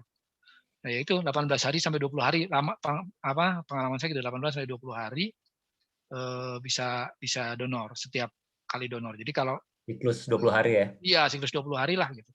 Jadi kalau kita start mulai dari 2 minggu atau 3 minggu, saya dulu 2 minggu lebih lah dari COVID, 3 minggu setelah COVID, sampai hampir menjelang 6 bulan, 5,5 bulan itu ya dapatlah 7 kali gitu. Dulu pertama kali yang buat Denny ya, Sigit? Ya. Pertama kali donor. utama, Denny. Oke, kita lanjut dulu ya. Dari Andre Bramantio, ini ada biayanya nggak? Misal untuk PCR tadi, terus tiap kali donor, apakah harus PCR dulu? Tadi PCR dulu dah ya, lebih ke biaya kali. Oh, enggak. Kalau gini, PCR itu hanya untuk sekali saja kan membuktikan bahwa dia negatif. Pada saat donor pertama ya kan. Nah, kalau udah tercatat di PMI donornya sebagai donor khusus plasma ini, yang kedua dan seterusnya tinggal ngisi form yang sama, tapi nggak perlu melampirkan apa-apa lagi. Dia tinggal form, misalnya yang saya bilang tadi form formalitas kan, hari ini sehat dan sebagainya, gini-gini dan sebagainya. Kapan terakhir kena apa tetap diulang pertanyaannya, kapan terakhir kena COVID gini-gini. Tapi begitu kita ngisi di kan itu form hard copy terus di entry ke komputer kan. Begitu di komputer data kita kan ada, jadi udah tahu. Udah nggak perlu lagi PCR lagi, sekali aja itu. Nah ini mungkin tadi sekalian mengulangi apa yang Lola sampaikan. Jadi kalau misalnya ada teman-teman ITB 91 yang udah pernah kena, terus kemudian merasa bisa menjadi donor karena tadi syarat-syaratnya terpenuhi, nah jadi kita akan memberikan tes PCR gratis ya Pak ya, supaya memenuhi syarat tadi. Jadi kalau ada teman-teman sekali lagi yang tertarik untuk menjadi donor ya tapi belum PCR, bisa lapornya ke siapa ya lah ya? Sigit. Oh lapor ke Sigit. Kalau lapor ke Sigit nanti kita akan bantu atau ke Lia. Atau ke Lia. Nanti kita akan bantu untuk tes PCR. Oke ya. Sorry, tadi pertanyaan Andre yang satu lagi, biaya. Kalau sebagai donor sih nggak ada biaya apa-apa ya. Kecuali kalau tadi harus PCR itu kan, itu pun kejadian yang kemarin tuh yang buat siapa tuh yang diminta itu ya keluarga pasien akhirnya membayarin untuk di PCR-kan gitu kan. Nah, yang saya tahu sih keluarga pasien itu biasanya keluar biaya tertentu untuk pengganti proses sebetulnya kan. Oh, harus ada sampel dan sebagainya. Cuma saya nggak ngerti biayanya itu berapa. Alhamdulillah sih selama ini nggak pernah jadi keluarga yang resipien gitu. Jadi minta aja, saya nggak tahu prosedur detailnya keluar biayanya berapa. Kalau keluarga pasien sih ada sih biaya pengganti proses dari PM itu ada. Cuman saya nggak tahu biayanya berapa. Harus biaya donor nggak?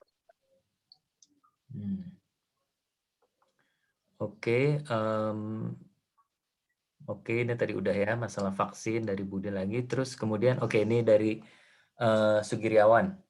Apakah harus sama golongan darahnya? Untuk antigen atau PCR calon donor, apakah di cover pemerintah atau BPJS?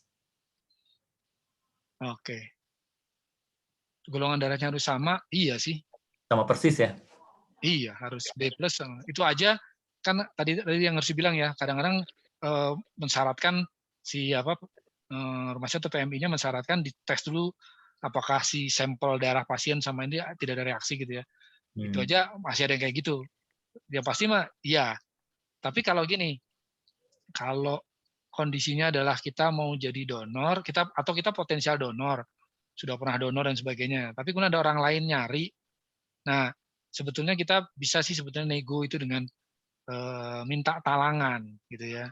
Kita jadi calon donor, kita nyumbang ke PMI, tapi tolong talangin gitu kan untuk orang lain walaupun beda donor. Itu tapi ya kondisi sekarang saya nggak yakin sih. Ini waktu yang beberapa minggu lalu lah. Bisa kayak gitu ya. Talangan waktu yang kosong-kosong sampai saya bisa donor tidak orang yang spesifik gitu ya. Itu bisa kayak gitu tuh. Jadi saya taruh aja donor. Nah, pas kejadian ada yang minta, padahal mintanya lain nih. Oh gitu. Saya cuma ngomong, aduh, saya kemana habis donor tapi B. Tapi ini ada yang minta, oh boleh nggak minta tolong dikasih. Bisa sih ternyata gitu ya. Gitu, karena saya kemarin sudah nyumbang gitu ya, kasarannya gitu dari stok yang ada. Tapi itu kondisi waktu tuh masih nggak terlalu berat kayak sekarang. Kalau sekarang, aduh saya agak khawatir ya, apakah bisa kalau misalnya kita jadi pendonor tapi bedain terus kita bilang, saya nyumbangin deh, tapi tolong digantikan orang lain gitu. Agak sulit gitu. Oke. Terus kemudian jadi antigen PCR.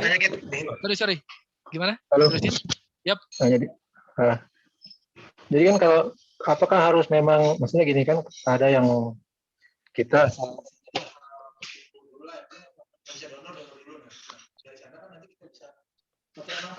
mencatatkan sekarang ini bahwa yang itu harus diganti dengan yang sejenis.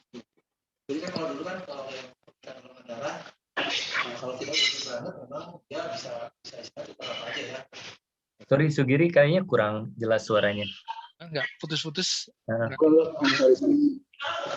Nah, apakah ada persyaratan dari PMI yang mengatakan bahwa memang harus jenis tertentu yang bisa menyumbang, artinya yang minta harus AB, yang kita berikan sebagai donornya AB juga, atau kita berikan misalnya yang penting kumpul dulu siapa aja AB, mungkin darahnya A, B atau O atau apapun. Nah, nanti dari sana kita bilang ke PMI, kita bisa ngasih 3 atau 4 kandidat gitu, maksudnya kayak gitu. Atau memang dari PMI-nya sudah bilang hanya 1 untuk 1 gitu ya. Kalau kondisi sekarang sih selama ini gini, kalau yang diminta golongan darah AB ya pasti donornya harus AB karena mereka kan menjaga stok. Yang fleksibel itu sebenarnya yang saya bilang tadi, rumah sakit yang punya bank darah sendiri, mereka ngelola sendiri tuh, kayak misalnya RSAS, terus mungkin rumah sakit kayak gede kayak RSPAD gitu, punya bank darah sendiri tuh. Jadi biasanya mereka lebih gampang ngatur manajemen stok. Jadi pokoknya pasien butuh apa ya udah, terus misalnya calon penggantinya punyanya apa, punyanya calon donor yang AB, nggak boleh masukin nanti saya tukerin, misalnya kayak gitu. Tapi kalau PMI kan mereka akan kesulitan kalau misalnya dibutuhin 100 AB yang masuk 100 O kan nggak mungkin gitu. Jadi mereka pasti mensyaratkan ya harus balance nih, yang ada butuh 100 AB, 100 O, 100 B plus, 100 A doang gitu. Ya kalau bisa donornya sama, jangan berat sebelah gitu. Jadi sepengetahuan saya sih kalau sekarang ya donornya harus sama. Kalau AB ya minta yang AB. Gitu. Yang tadi saya cerita di balik itu sebetulnya kalau kita udah jadi donor di belakang layar sebenarnya kita bisa minta tolong gitu loh. Jadi sebenarnya bukan prosedur resmi ya. Jadi misalnya tadi saya cerita, saya donornya kan B plus nih. Kemarin saya nyimpan B plus, saya nggak nyimpan O nih. Cuman begitu ada pasien yang bilang, oh yang saya kerabat, saya sempat ngomong, boleh nggak saya ditalangin? Oh saya kemarin menyumbangnya cuma saya nggak ini. Oh nanti coba kita bantu deh. Ternyata punya stok. Nah kalau mereka punya stok dibantu tuh. Gitu. Itu kondisi tapi beberapa bulan lalu ya, waktu masih situasi agak menurun kita kan COVID-nya. Nah kalau kondisi sekarang, saya nggak yakin Giri kalau misalnya kita bisa ngedonor tuker-tukeran gitu. Kayaknya sulit. Jadi benar-benar kalau butuh A ya A harus donornya gitu. Karena manajemen stoknya tambah rumit kan kalau nuker-nuker gitu di kondisi sekarang. Gitu. Oke, sip. Makasih ya Gita. Yap. Terus tadi pertanyaannya, apakah di cover pemerintah? Enggak. Antigen PCR calon donor enggak di cover. Oke, pertanyaan dari awal, ini kayaknya udah dijawab tadi. Kalau sudah donor, ingin donor kedua, ketiga, dan seterusnya, apa perlu fase ketiga cek lagi? Itu yang tadi ya gitu ya, jadi nggak usah ya gitu ya?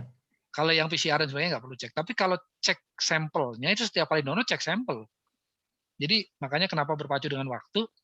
Jadi begitu kita dapat informasi sesegera mungkin dari keluarga pasien, ya kita segera mungkin datang ke PMI untuk diambil sampel. Karena dari hasil sampel itu masih normalnya dulu sehari juga selesai gitu ya. Jadi besoknya lagi udah 2 donor lagi. Tapi sekarang nih terakhir yang untuk Anto itu saya udah dari hari apa tuh, saya baru hari keempat itu baru tahu boleh donor lagi gitu kan.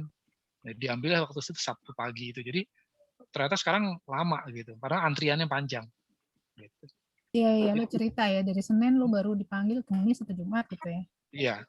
Tapi yang ada 2 pasien yang pakai dari dari plasmanya Sigit, rumah sakit yang pasien yang satu itu minta duluan. Udah ditalangin dulu dari hari Rabu, padahal Sigit baru donornya hari Sabtu pagi gitu ya. Sabtu pagi. Jadi ditalangin dari hari Rabu karena memang mintanya dari Senin. Jadi Senin tuh saya minta permintaan untuk donor, makanya saya segera langsung ambil sampel. Nah, belum dapat juga sampai Rabu kepastian, tapi saya tanya boleh nggak ditalangin dulu? Dapat talangan tuh Rabu gitu.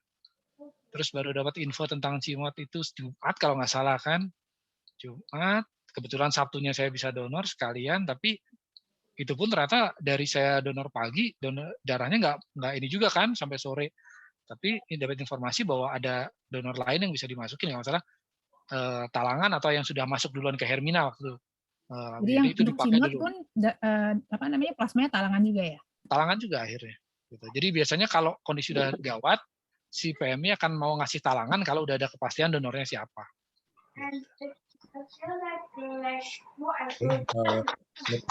Lagi tadi kayaknya udah jawab juga.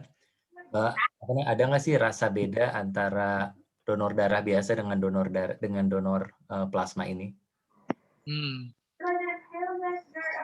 Iya. Kerasa bedanya enggak? Kayak donor biasa non konvalesen bilang kalau kerasa nggak seger kalau udah lama. Iya sih benar. Kalau donor darah biasa tuh kan 3 bulanan ya, 75 hari lah paling cepat gitu ya. Kayaknya enak gitu kalau udah bisa donor, terus kalau lama nggak donor memang. Kalau konvalesen nggak terlalu sih karena memang nggak terlalu banyak darah yang diambil gitu. Jadi biasanya kan kalau donor darah biasa habis donor diambil agak lemes dulu ya, walaupun nggak lemesnya itu cuman maksudnya karena darah sempat dia diambil gitu ya. Tapi setelah berapa menit kan biasanya udah pulih. Nah, kalau donor ini sih perasaan saya nggak ada perubahan apa-apa gitu ya. Selesai itu ya udah biasa aja gitu aktivitasnya, sama sekali nggak ada perubahan. Gitu. Oke.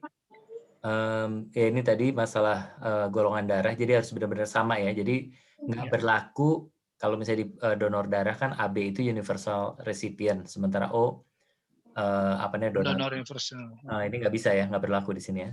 Setahu saya sekarang untuk kondisi darah biasa saja ya, udah nggak berlaku yang AB jadi universal penerima itu udah nggak berlaku. Setahu saya ya.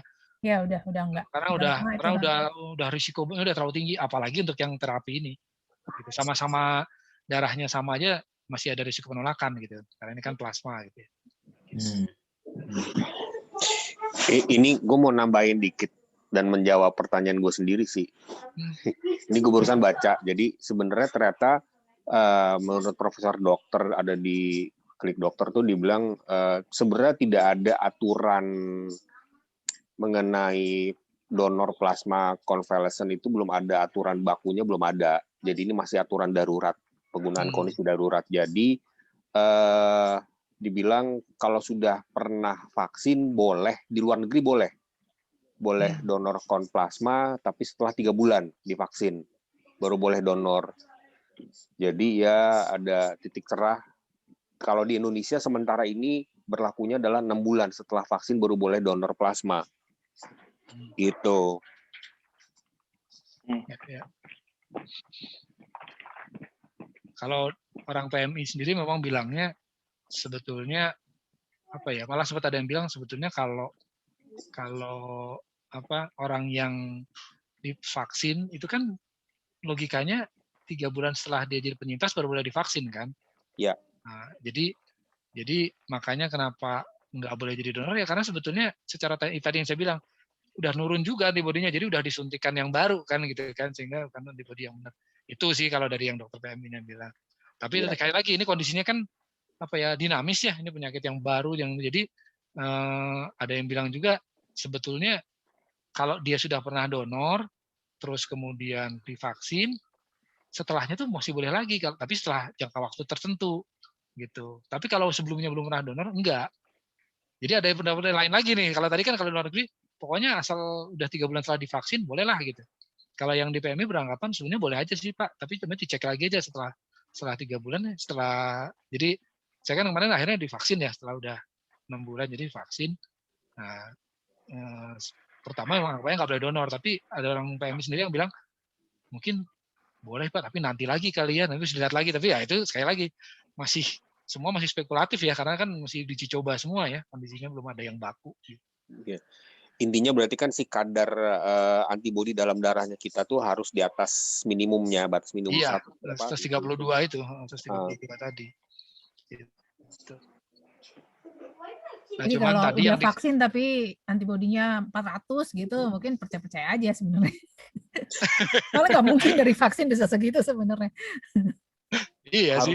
Boleh sih. Kemarin sih malah isunya malah kita lagi orang-orang teman-teman gue lagi pada nyari yang vaksin ketiga sebagai booster katanya. Jadi itu katanya bisa memang antibodi itu bisa naik di atas 300, 400, di atas bisa sampai 500-an. Jadi teman gue ada yang lihat ke Amerika kemarin malah dia di sana dia langsung ke apotek langsung disuntik Pfizer, bisa vaksin Pfizer. Ya. Gitu. Ya. Memang kalau intinya sih sebetulnya kalau vaksin itu kan yang gua tahu dulu kayak vaksin flu ya. Vaksin flu biasa itu kan 2 kali suntik. Yang pertama adalah untuk membentuk dulu, kemudian jangka waktu sekian bulan di booster. gitu. Ya, vaksin biasa dulu ya, vaksin flu biasa. Nah sebenarnya kan metode yang sama harusnya berlaku juga untuk COVID ini gitu kan. Divaksin dulu sampai terbentuk, nanti setelah itu di booster untuk naikin gitu. Harusnya bisa sih, technically bisa. Kan samalah, sama-sama flu juga gitu ya. Cuman ini flu-nya lebih ganas gitu. Oke. Ada lagi pertanyaan lain? Kalau nggak ada, Git, makasih banyak ya Git ya. Oke. Wah, ini sharing sessionnya luar biasa nih. Yang tadinya nggak tahu sama sekali, jadi banyak informasi baru yang didapat nih Git. Iya, sama-sama. Ini juga saya sih berharap sharing session ini juga bisa memotivasi teman-teman yang mau berdonor lah, untuk jangan ragu gitu ya, karena memang butuhin banget gitu ya. Jadi memang saatnya lah sekarang gitu, apalagi kalau banyak teman-teman kita sendiri gitu ya, rasanya kayaknya mumpung bisa, ayo gitu. Ini deh pertanyaan satu lagi. Kan tadi di Detik, pasti mungkin teman-teman juga ada yang dapat kali, yang si komentar dokter siapa itulah, dokter Amerika itu kan, soal plasma nggak efektif lah gitu. Kalau ya Pak, pasti belum ada ya. Pertama tadi kata Lia kan memang nggak ada obat yang menjamin, memang itu pas satu. Tapi yang kedua, mungkin studinya juga mungkin belum ada yang ngukur beneran. Tapi kalau dari pengalaman lo gitu Git, dari 7 kali itu kan sebenarnya mungkin udah berapa? 14 orang gitu kan. Nah itu dari segitu tuh gimana sih kansnya gitu? Ya kan sembuh buat yang gua tahu nggak survive. Iya, yang gua tahu nggak survive itu 3 dari 14. Anto, itu berapa kira-kira? 70, terus kemudian 14? Iya kan 7 kali kan, 7 kan berarti 14 ya. Oke. 14 bulan ya. Nah dari segitu itu tapi gue masalahnya yang 2 kali donor, gue donor bebas jadi gue nggak tahu dipakai siapa. Ya. Katakanlah 5, kalau 5 berarti 10 lah ya. Ya. Jadi 10 itu yang gue tahu nggak survive tuh 3. Ada dulu tuh dosen PL ya. Lumayan dong kalau gitu dong. Terus ya itu Anto, terus sama satu lagi ini siapa yang guru gue gitu. Yang lain-lainnya yang kemarin anaknya ayahnya sih itu iya, terus yang yang Denny oke, gitu. Jadi banyak sih, jadi rata-rata kalau gue sih kalau yang ya dari 10 yang katakanlah 10 ya, kalau yang 2 gue nggak tahu, 10 yang didonor, yang 3 alhamdulillah survive gitu. Bagus dong sebenarnya. Iya sebetulnya, tapi tadi rata-rata kejadiannya kan itu tadi yang 3 itu yang gue tahu karena udah pakai udah pakai ventilator gitu semuanya, dan ternyata benar kalau begitu udah di fase itu kayaknya memang ya terlambat lah bisa dibilang gitu kayaknya. Oke. Jadi maksudnya masih sangat, walaupun misalnya dibilang wah nggak efektif apa gitu, tapi termasuk salah satu cara ikhtiar yang masih menjanjikan gitu loh kalau etis untuk kondisi kita sekarang. Ya, ini sih pengalaman. Ini saya dapat cerita dari seorang nih, yang dia sebetulnya bisa dibilang gejalanya menengah, tidak ada resiko untuk fatality gitu ya. Tapi karena ya bisa dibilang public figure atau ini gitu ya, sehingga dia ya inilah orang yang penting lah gitu ya. Jadi dia mendapatkan tuh si plasma convalescent. Itu cepat banget sembuhnya memang. Gitu loh. Jadi ya apa istilahnya segera banget gitu, orang lain kaget gitu, loh udah balik gitu sehat gitu, terus jag-jag lah kasarannya gitu.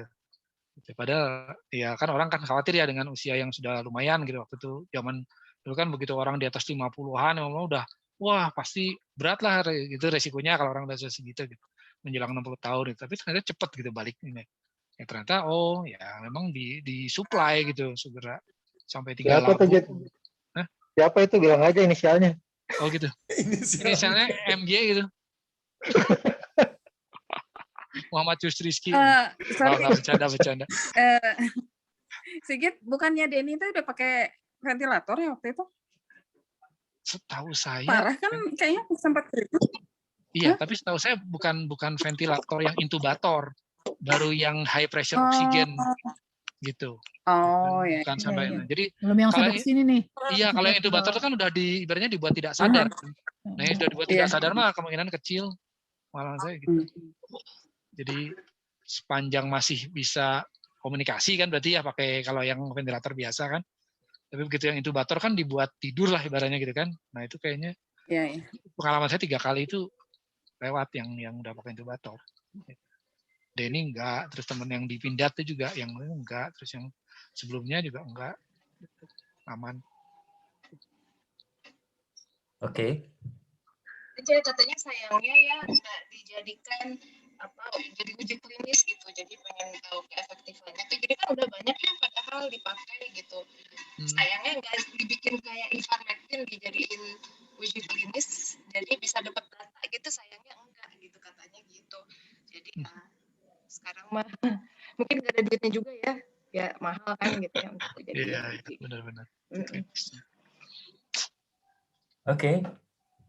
Git, makasih banyak kayak gitu ya. Sama-sama semuanya teman-teman.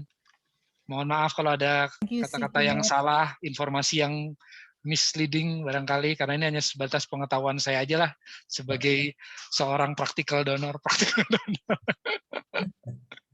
Ya, thank you juga Sigit, dari anak FSRD 91 juga merasa thank you banget meskipun akhirnya jadi pakai plasma talangan dan akhirnya lewat. Cuman mereka semua appreciate banget.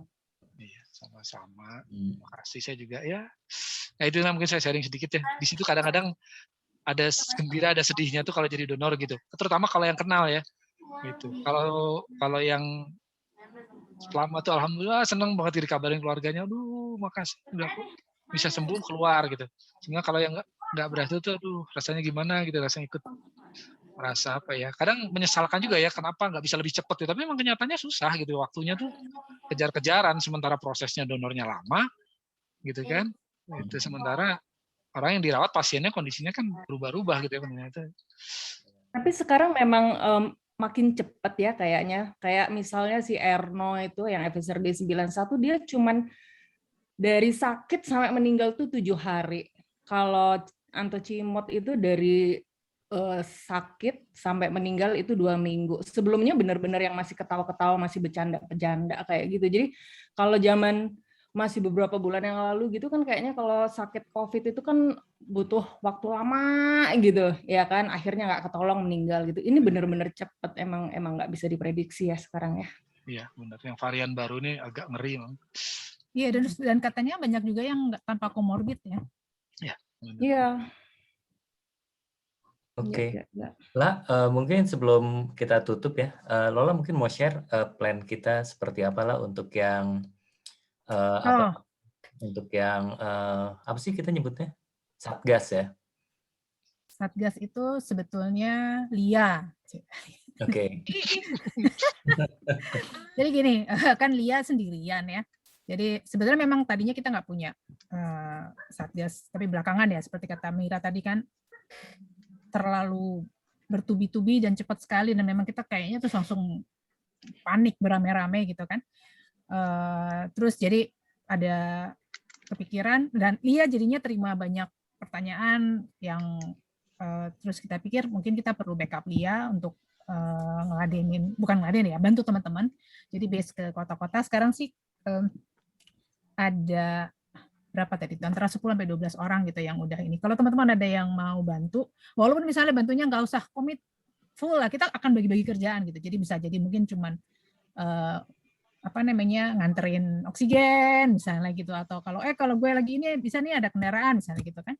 Terus kita juga ngumpulin ini salah satunya siapa yang potensial untuk jadi donor, sama resource yang lain, misalnya ada yang punya obat, ada yang punya tabung oksigen gitu. Sekarang kita sudah punya 2 tabung 2 meter dan 1 tabung 1 meter di Bandung, sama 1 tabung 1 meter dan 1 tabung 6 meter di Jakarta, yang ya misalnya kepepet kita bisa ini. Tapi memang tetap LIA juga kerjasama dengan Satgas ITB ya, ITB dan angkatan 90-an itu untuk pengadaan seperti itu. Nah, terus kita juga informasi itu kan beredar banyak banget, mungkin ketumpuk-tumpuk gitu di WhatsApp grup. Nah itu juga kita mau kumpulin gitu kan nanti teman-teman yang jadi simpul-simpul yang jadi tim support di tiap kota itu nanti biar bisa punya semacam bank data lah, entah itu ke database-nya IA atau database luar atau ya yang kita dapat juga perintilan-perintilan yang kita kumpulin. Itu satu di sisi emergensinya gitu ya. Terus di sisi lain kita juga mungkin pasti akan perlu tambahan dana. Ada dana dari Saweran itu kemarin masih ada saldo 136 ya kawan ya. Nah, itu berarti kan kita akan perlu tambahan yang mungkin kita pakai juga untuk untuk operasional ya tadi misalnya tes PCR atau untuk ngirim-ngirim tabung misalnya gitu. Terus kemudian sama ya kalau ada apa-apa. Ya mudah-mudahan sih nggak ada lagi ya harus kita keluarin uang duka. Mudah-mudahan nggak ada teman kita yang sampai harus pergi lagi gitu. Tapi mungkin dalam minggu depan itu kita ada satu lagi yang untuk donasi ya. Kita akan buka lagi satu donasi. Tapi di minggu ini kita masih konsentrasi di yang ngumpulin orang dan resource untuk tim support ini. Ada lagi nggak, Lia atau Idot atau Awan? Ya paling ini ya, kalau misalnya teman-teman berkenan jadi donor ya, terutama yang tadi udah memenuhi syarat gitu ya. Jadi kita welcome banget ya, Lola ya. Jadi silakan daftar ya, nanti bisa langsung. Sekarang baru ada 2. Sekarang baru ada 2. Kalau misalnya ada keluarga juga misalnya berkenan menjadi donor ya, jadi bukan langsung alumni TB91 tapi mungkin istri atau keluarga, dengan senang hati kita bersedia menampung ya, karena itu tadi yang seperti Sigit sampaikan, kebutuhannya nih kayaknya makin kesini makin tinggi ya. Kita hampir tiap hari tuh ngelihat di WA ada orang perlu donor plasma ya, selain kebutuhan yang lain. Jadi itu tadi, kalau misalnya mau mendaftar silakan mendaftar. Mudah-mudahan tadi yang disampaikan oleh Sigit bisa memberi pencerahan lah kira-kira syarat-syaratnya seperti apa. Ya. Lia mungkin ada tambahan lagi, Lia?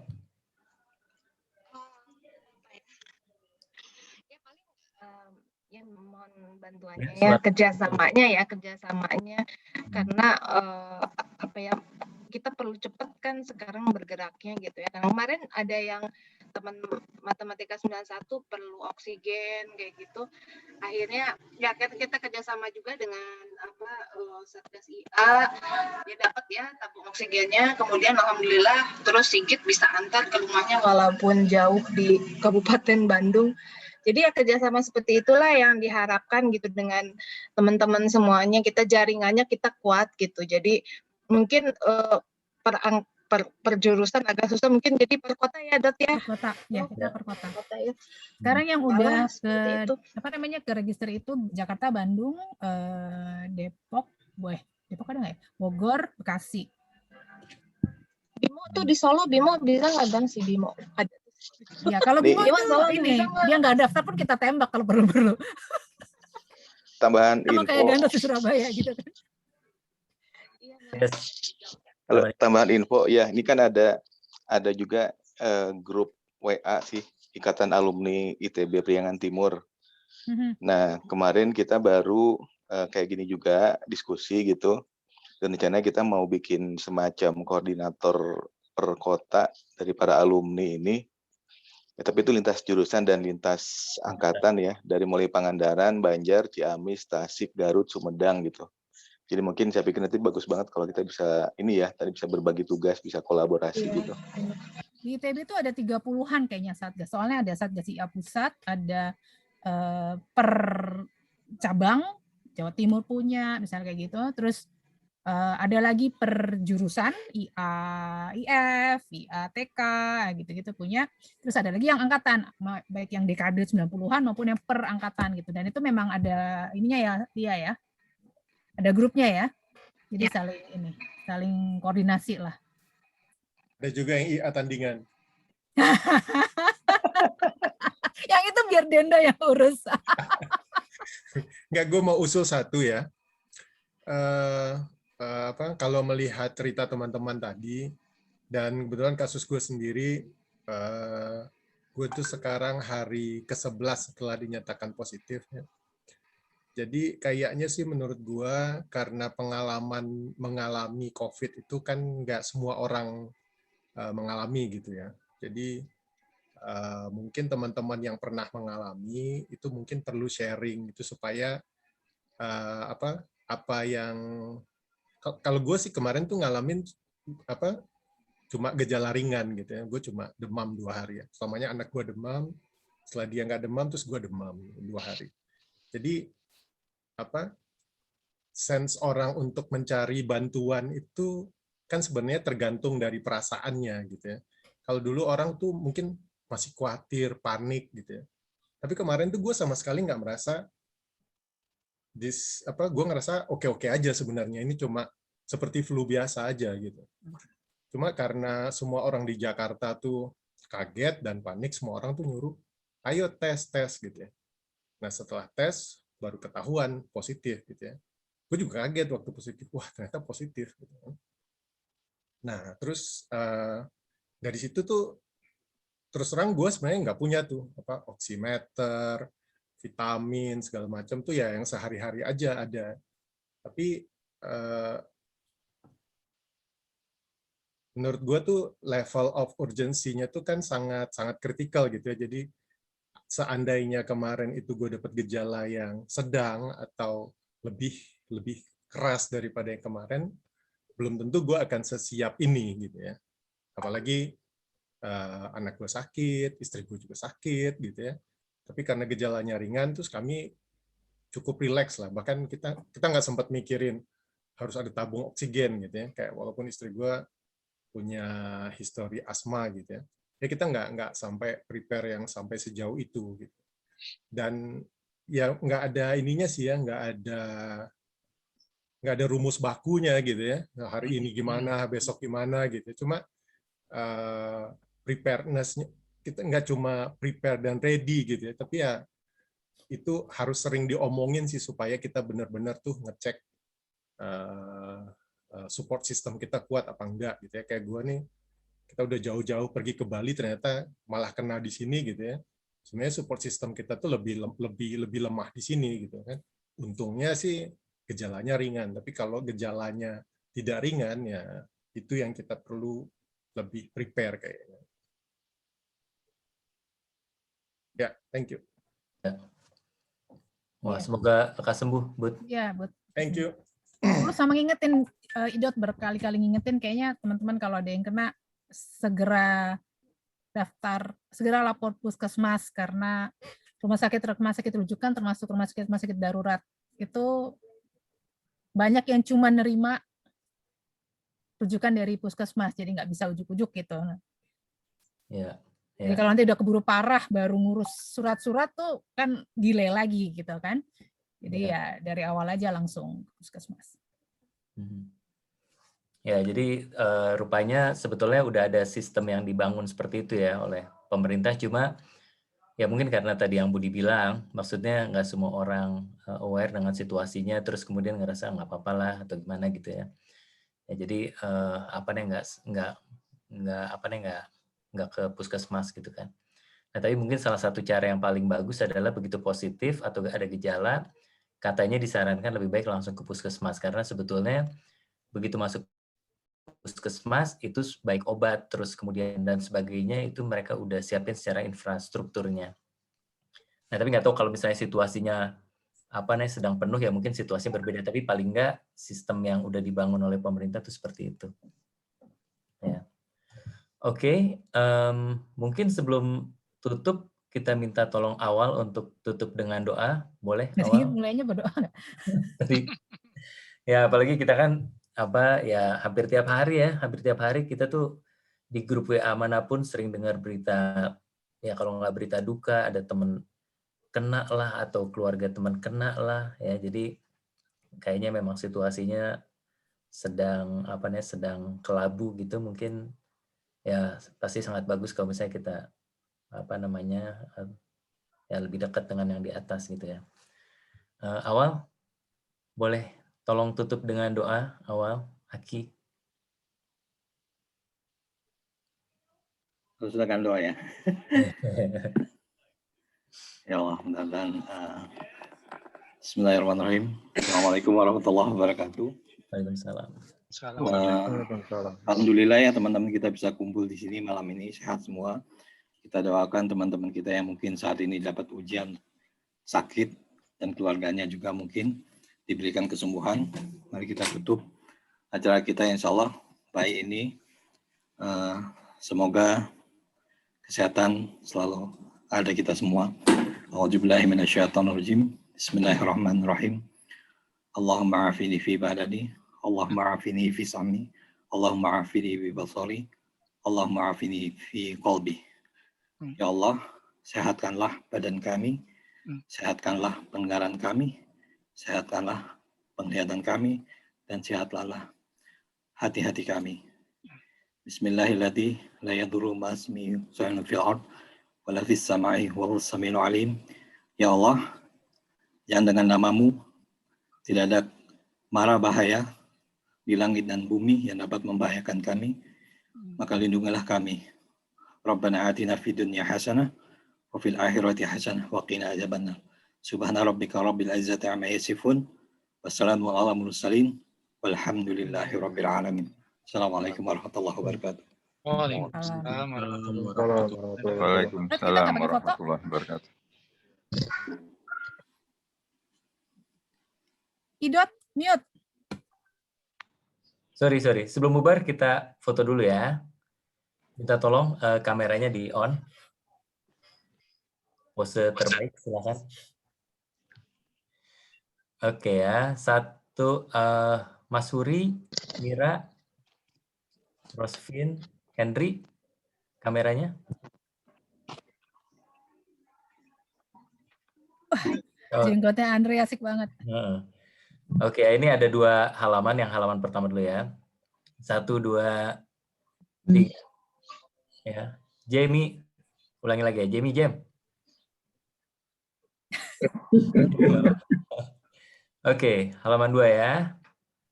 Halaman 2, wah, Nia, Lia, Awan, kameranya boleh di on dulu. Andre Giri, Dian Heri, Willy, kameranya boleh tolong pada di on dulu. Hendrawan. Udah kan? Hah? Udah? Masa belum on? Belum aja. Udah. Oke ya, 1, 2, 3. Wah, ini banyak yang. Oke, teman-teman. Dadah. Thank you ya. semuanya. Terima kasih semuanya. Terima kasih, Git. Thank you, Git. Thank you, Dot. Terima kasih semuanya. Fasilitasinya. Allah, sehat semua ya, Allah. Sehat semua. Sehat semua. Assalamualaikum. Waalaikumsalam. Mira. Sehat-sehat, Mir. Ya doain ya. Dan doanya. Amin. Salam warahmatullahi.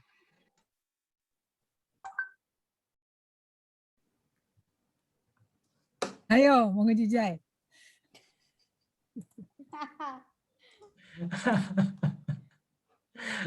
Si Yusnya juga udah. Dah, Assalamualaikum.